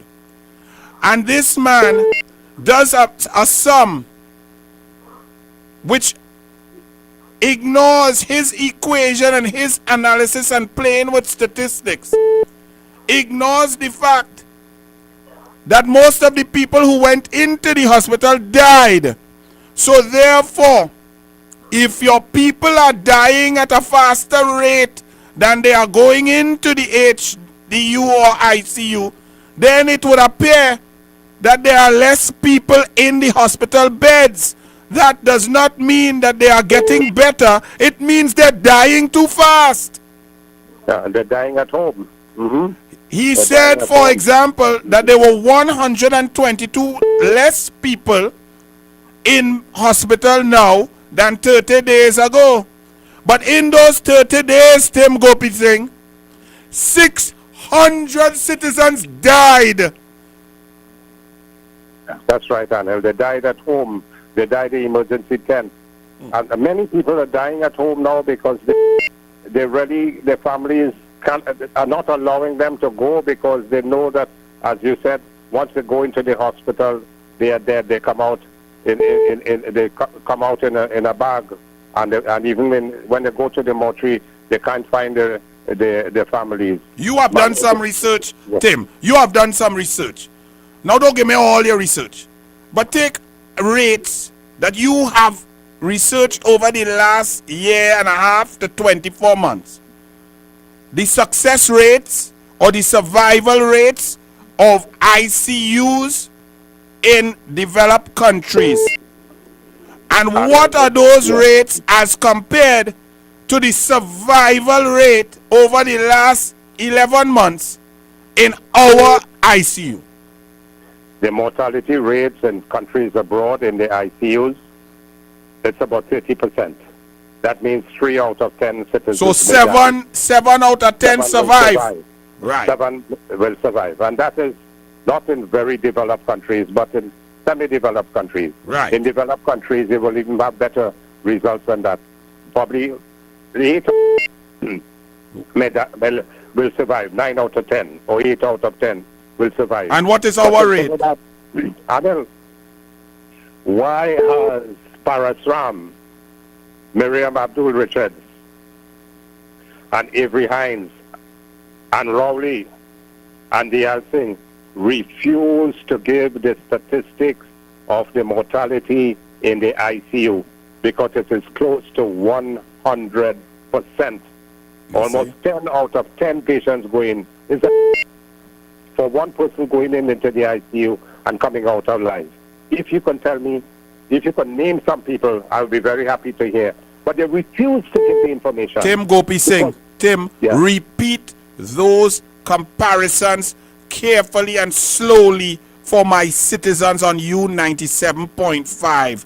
Give them the mortality and survival rates of other semi-developed nations as opposed to our beloved Trinidad and Tobago. Please give them slowly and clearly.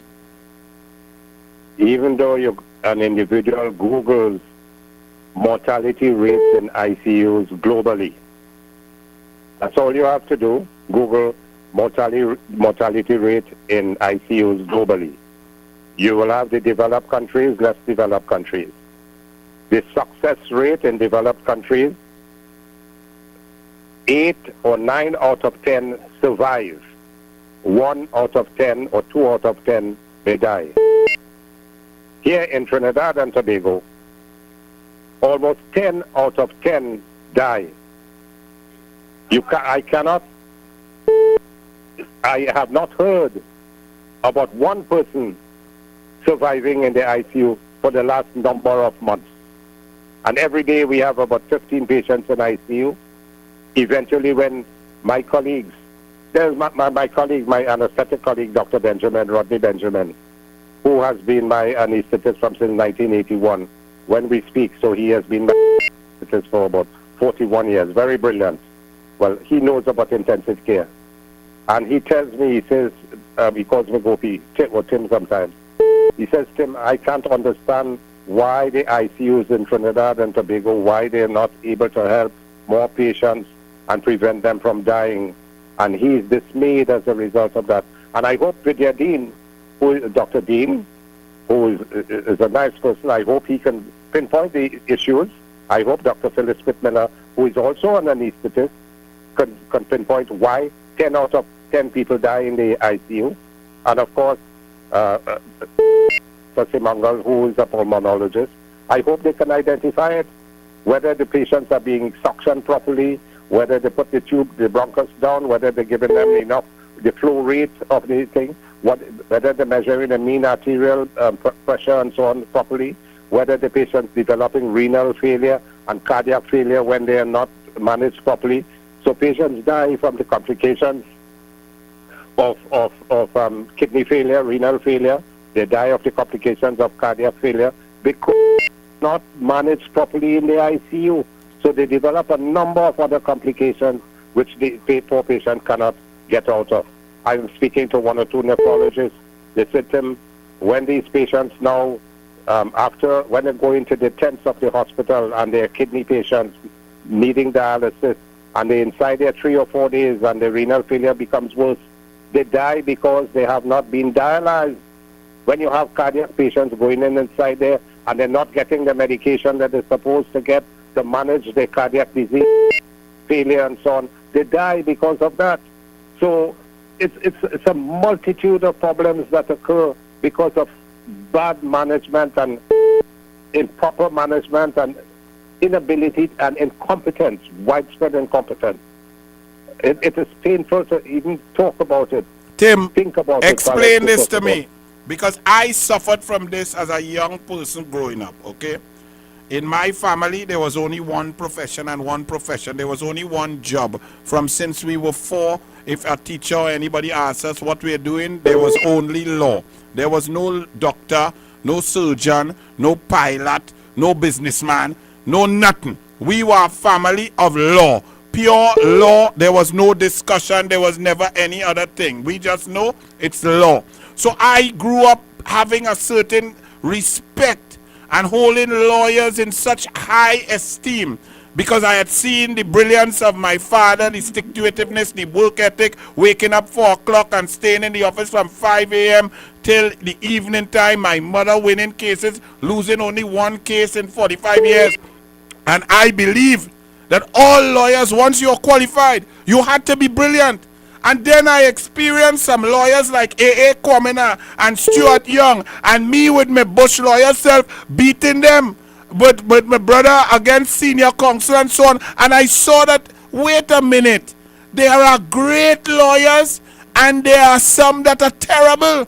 So I don't think that people understand that you can have different levels of doctors. We have it in our minds, our brains and our psyches that once you are a doctor, you are excellent, you are brilliant, you're intelligent, you are the best.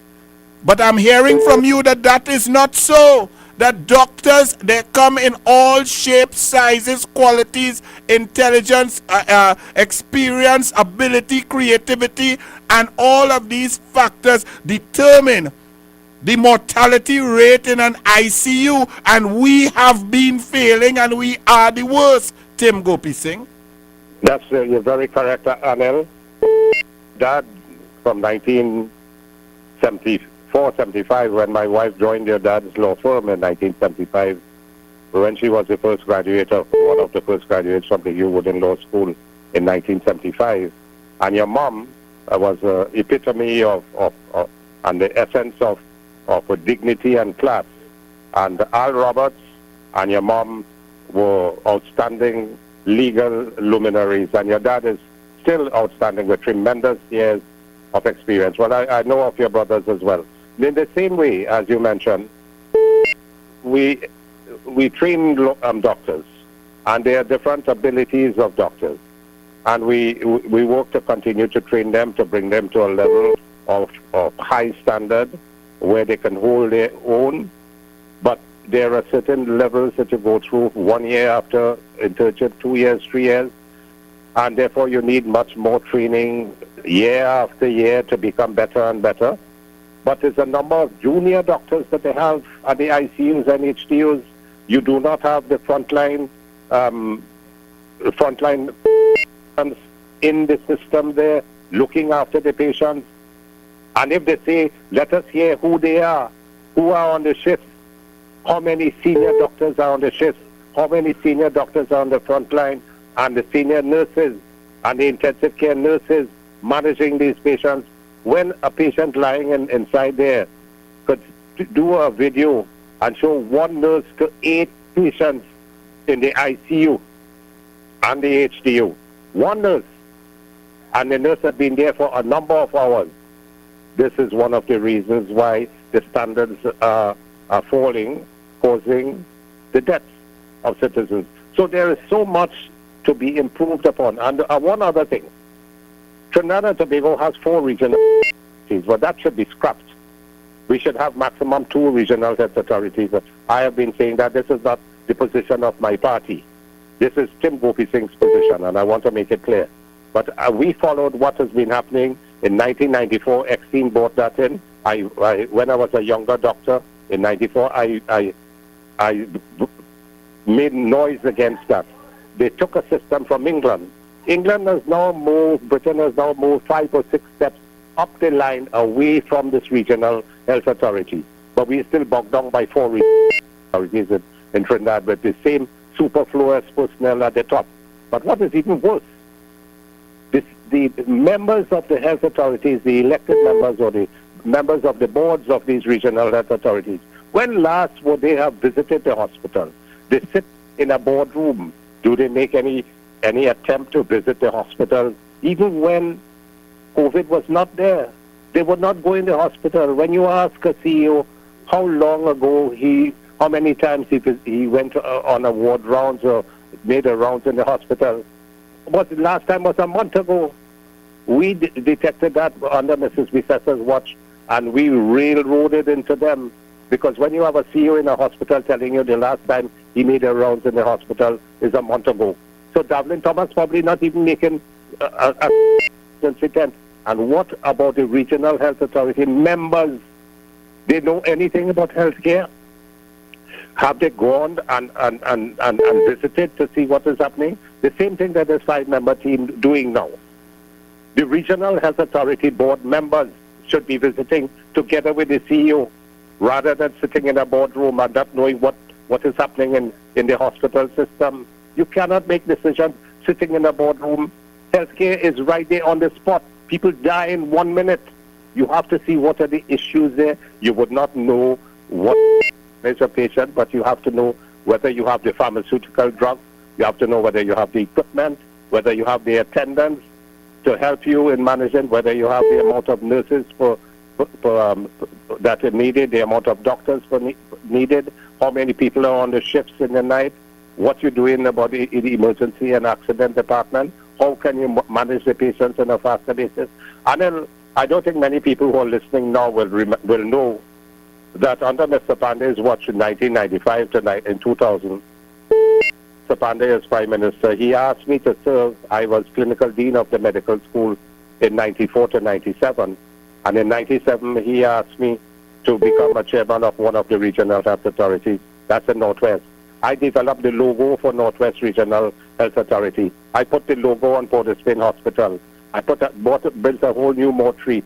And then he asked me to be a chairman of the Central Regional Health Authority. And that is 97 to 2000. So when I speak with years of experience in this issue in terms of management capability, in terms of my professionalism, what is required. So you can't beat me. And then I trained in 18 hospitals around the world and trained at 4 universities.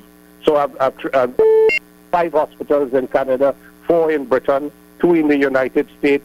I've been to South America, Jamaica, we were medical students. Barbados, we were medical students. And I worked at Port of Spain Hospital and helped open the Mount Hope Maternity Hospital in Tim, 81. Let me tell you something. I must apologize to my listeners and viewers and so on, because throughout this pandemic, it has just crossed my mind that I have neglected to deal with this aspect that I'm going to ask you now. There is another side of the coin that I and all have failed to give enough attention to. Tim Gopi Singh, with the stress on the entire health system, what about the people who have died in our hospital system, our health system, of other diseases, causes due to lack of medication, lack of doctors, lack of facilities, lack of beds, lack of treatment in other areas? We have not been adding or discussing or taking notes of the total collapse of the health system because of the collapse of the COVID-19 response on the normal operations of the hospital system.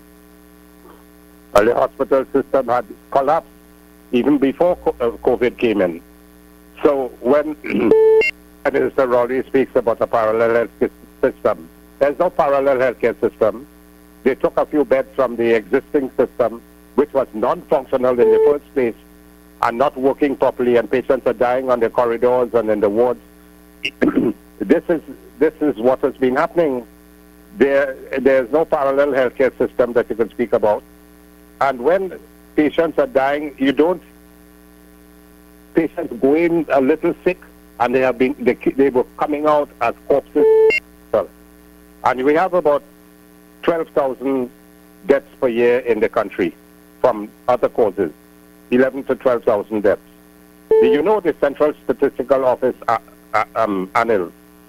About 2 months ago, I called for the permanent secretary in the Ministry of Planning and so on, and I wanted to get the national statistics on the deaths that are occurring in Trinidad on an annual basis, and the various causative factors which would have been signed on the death certificates. You know that the Central Statistical Office could not give the information as to deaths that were happening on an annual basis over the last 3 or 4 or 5 years. The acting director said, Dr. Gopi Singh, we do not have that, and I will try and find out. I called him after 2 weeks, he didn't have it. I called him after 4 weeks, he didn't have it. And this is a country that is being run by Prime Minister Rowley, when the Central Statistical Office don't have the information of how many deaths are occurring on an annual basis. I have a young colleague of mine, Dr. Surju Singh, who trained with me for a number of years, and he's job as the Director of Women's Health. And he can tell you how many births are occurring every year, what is the perinatal mortality, what is the neonatal mortality, what is the maternal mortality rate, and so on. But from the national perspective, you can't tell me how many people dying, how many men, how many women. You have to fight to get the information. What are the causative factors of death? Well, I have been able to get some information eventually. There are about 11,000 deaths that occur annually, about 5,500 men, 5,500 women. And the major cause of deaths in women is cancer, then heart disease. And the major cause of death in men is heart disease and strokes and hypertension, and then cancer. And the commonest cause of cancer. So you have about 2,000 dying from heart disease and hypertension, another 1,000 dying from diabetes, another 1,000 dying, another 1,000 men and 1,000 women dying from cancer. The commonest cause of cancer in men is prostate cancer and then colonic cancer, and the commonest cause of the cancers in women is gynecologic cancers. Then the other cancers follow. But hypertension and strokes and heart attack, these are the commonest cause of death in men and women. And so you couldn't even get the true statistics. Imagine this is supposed to be a developed country. How can you make decisions about how to manage your health system when you don't have that information to guide you as to if these are the causes of death, how do we move ahead to prevent these? And the chronic non-communicable diseases of diabetes, hypertension, and cancer, what are we doing about it? Mrs. Vicessa, as Prime Minister, Mrs. Kamala Prasad Vicessa, implemented that primary health care centers open up to 9 in the evening, weekends and public holidays, and take care of the patient's diabetes and hypertension. We can diagnose the cancers at an early stage and then start to manage them. But what has this government done? Closed down the health centers up to 4 o'clock. And many of those that were open, they closed them down. There are 9 district health facilities which are supposed to be functioning very well. We have over 10 hospitals in the country. It needs management. It needs people who can manage the situation very well. And we need to put people in boards of regional, but move it from 4 to 2. This is not a... What about the oncology center? Tim Gopi saying, what about the oncology center that Kamala Prasad Vicessa wanted to build? What has happened to that? We started the oncology center and we moved ahead, but then they closed down that. They stopped the continuation. The PNM stopped the oncology center. Why? Yeah. Why? And they shut it down because they had some difficulties and disputes with the constructing company and the company that was going to implement all the equipment and so on. And you know what they have done? There was some equipment that were already purchased for the center. They have taken the equipment and put them in place A and place B. When those two pieces of equipment, like a CT scanner and an MRI, go with a linear accelerator to give radiation, they have to work in tandem with each other. They take each one of them that were purchased already and put them into different places. Just to tell you the lack of knowledge and skills and ability and competence. And it must hurt your heart, Tim, as we begin to wrap up. It must hurt your heart to know that the Central Bloc contract has collapsed under the People's National Movement, under Rowley, under Noel Garcia, because anything that will improve health care for your people, the people of Trinidad and Tobago, would be a blessing and you would love to see it fulfilled. How does it feel to know that after 6 years, that Central Bloc has collapsed under the corruption of the People's National Movement, Rowley and Noel Garcia? Yeah, again, you're very correct, Anil. They came into the election in 2015 promising that they will build a Central Bloc. It took the earthquake to probably a little bit and say that he will do something. They signed a contract with the Chinese company. The Chinese company, obviously, the whole management of the construction of the Central Bloc has gone haywire, and this is why the Chinese company gave them notice that they have stopped in the construction. Because of inability of UDICOT to manage the project properly, because of inability of UDICOT to sit down and talk with the construction company. But as Dr. Munilal said, they're trying to slip in a company which is I understand that family is involved in that company. I know the name, but I wouldn't want to say it publicly tonight. Don't worry, we will get it in Parliament. Munilal will get it in Parliament. Yes, that's right. And because they want to slip in this company to continue the work. But no local company in Trinidad could construct a hospital the way that a hospital ought to be constructed. I mean, the Chinese company built the Couva Hospital within a 2-year period from beginning to end, when they said that there were earthquakes and all of that, which is a bundle of lies. This PNM is disgraceful. They are liars. They are liars.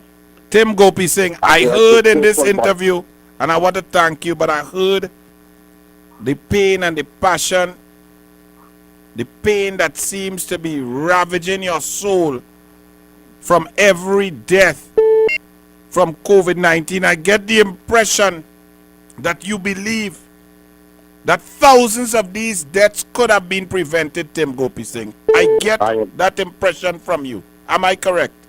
Very correct, Anil. You have to fight to the last minute to save a life. Where is the fight?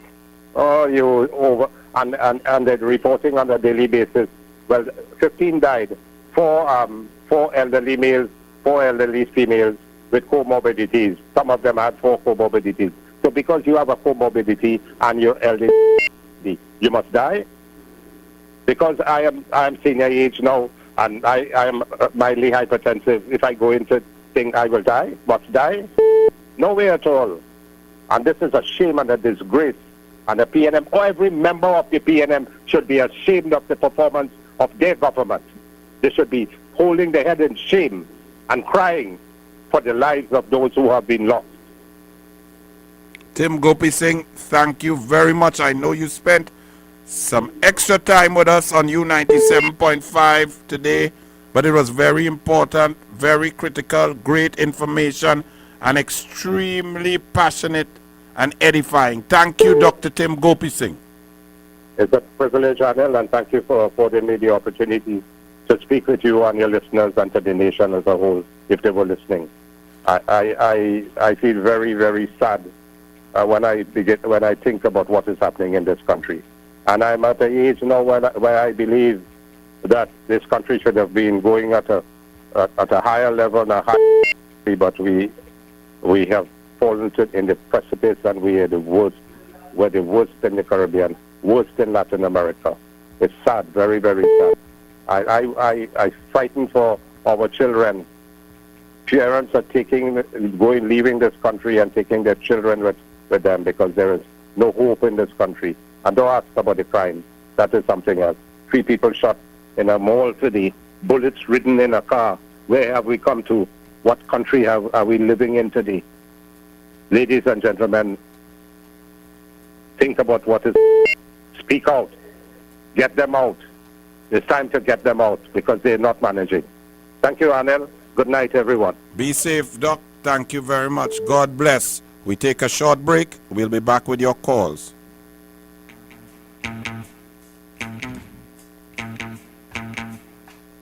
My parents' generation.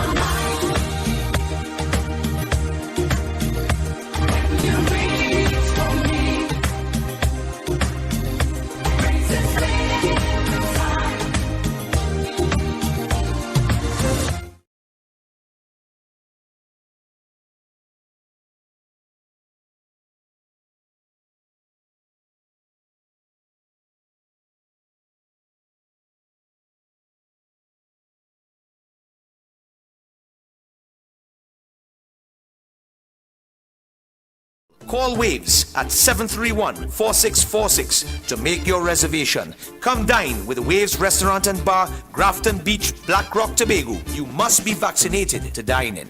Fresh Street Market, your neighborhood supermarket. Number 3 Andrew Lane, corner Churchill Roosevelt Highway and Andrew Lane, Derby, Mousica. Opening hours. Saturday 7:30 a.m. to 7:30 p.m. Sundays 8 a.m. to 6:30 p.m. When you think about fresh produce and good quality food, come to Fresh Street Market.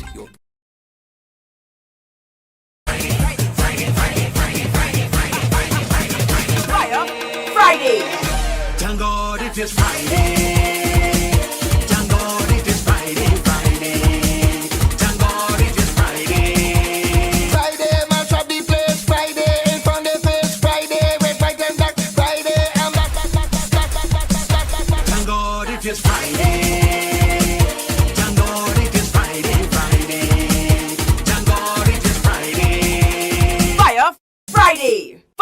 Friday. Friday, mash up the place. Friday, in front of the face. Friday, 1 and 2 Bear Road, Felicity at 8:30 p.m. and 9:15 p.m. Club Coconuts, Kakande Road, Felicity at 9:50 p.m. followed by our final stop at Rock and Century Sports Bar, Kakande Road, Felicity at 10 p.m. Come and be a part of U975 FM and MCTV On the Road this Carnival 2022. On the Road 2022 with U975 and MCTV. Coming to a bar near you.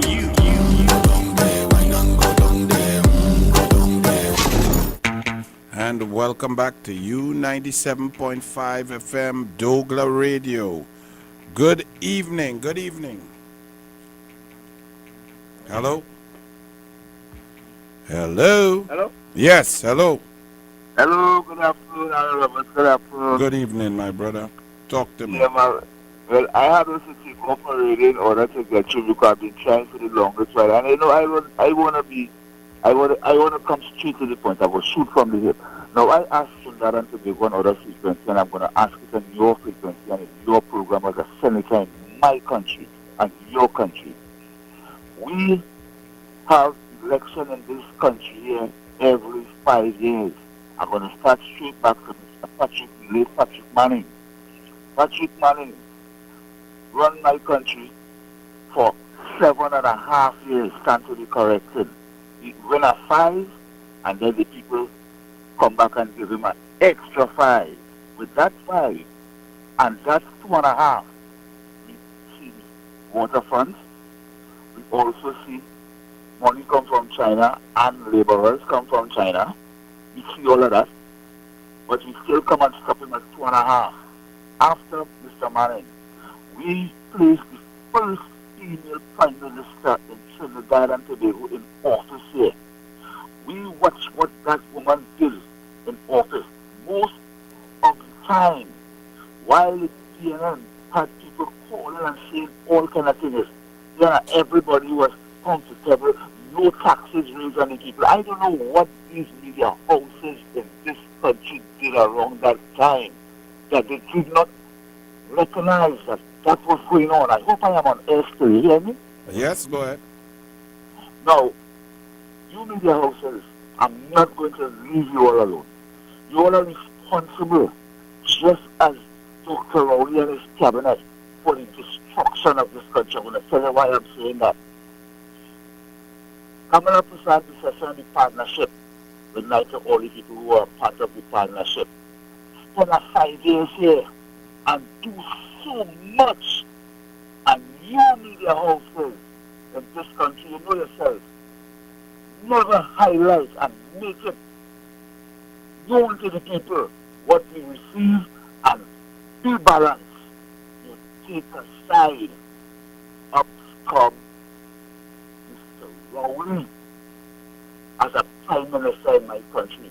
Now people of Trinidad and Tobago, or they will catch my voice while I'm speaking, and you know who I'm talking to. Let me tell you all something. In the early 20 years ago in talk show here in Trinidad and Tobago, I tell all about the status of Jamaica, Guyana, and Haiti. It was politician and decision that bring it to how it is today. Dr. Rowley, have a 5 years. We see so much things. We heard so much things on social media. Nobody never investigated that those media hosts. And let me tell you something. One of the reasons that we should be having playing in here is when the recommendation of Dr. Rowley passed leader. What was his recommendation to us with that man? I listened to all you. I didn't listen to the Senate. I didn't what's going on here. The youth and them now, not like long time, they're paying attention. They're paying attention. I will cut you for the while.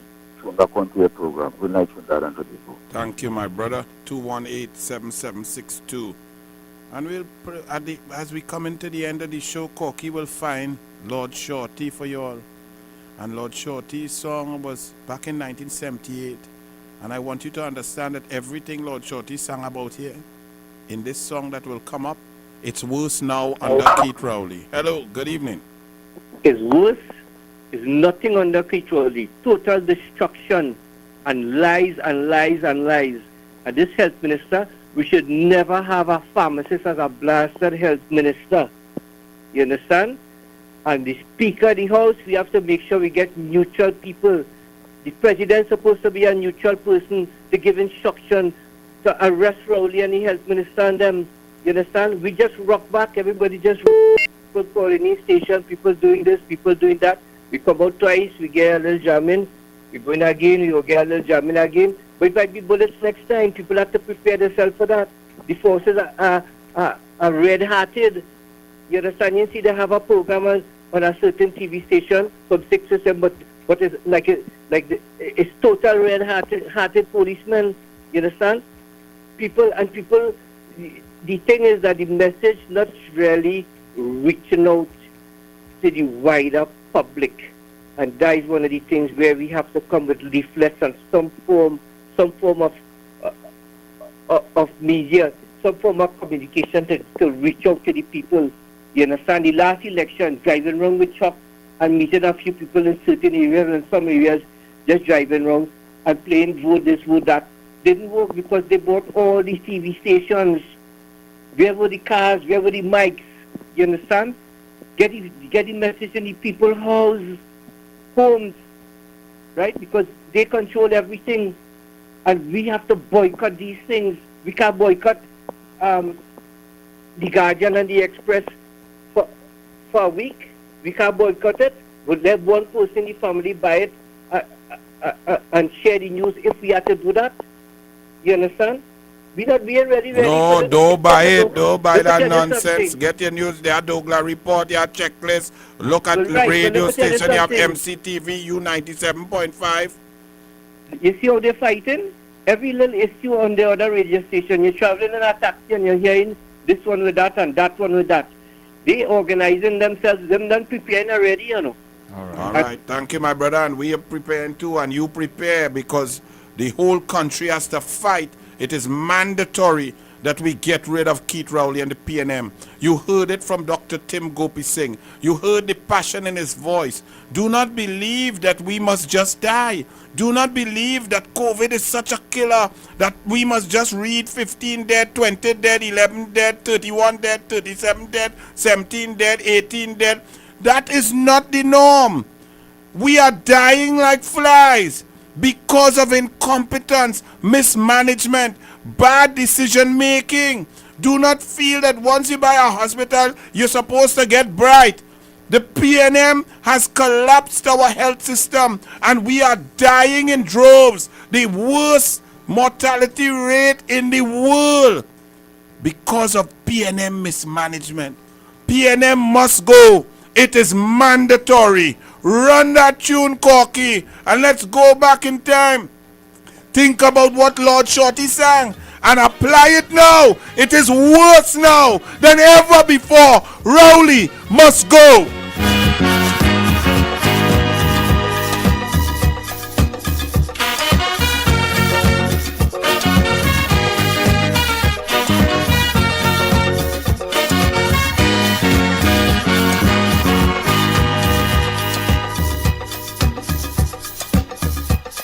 It's 5 to a bed in the hospital.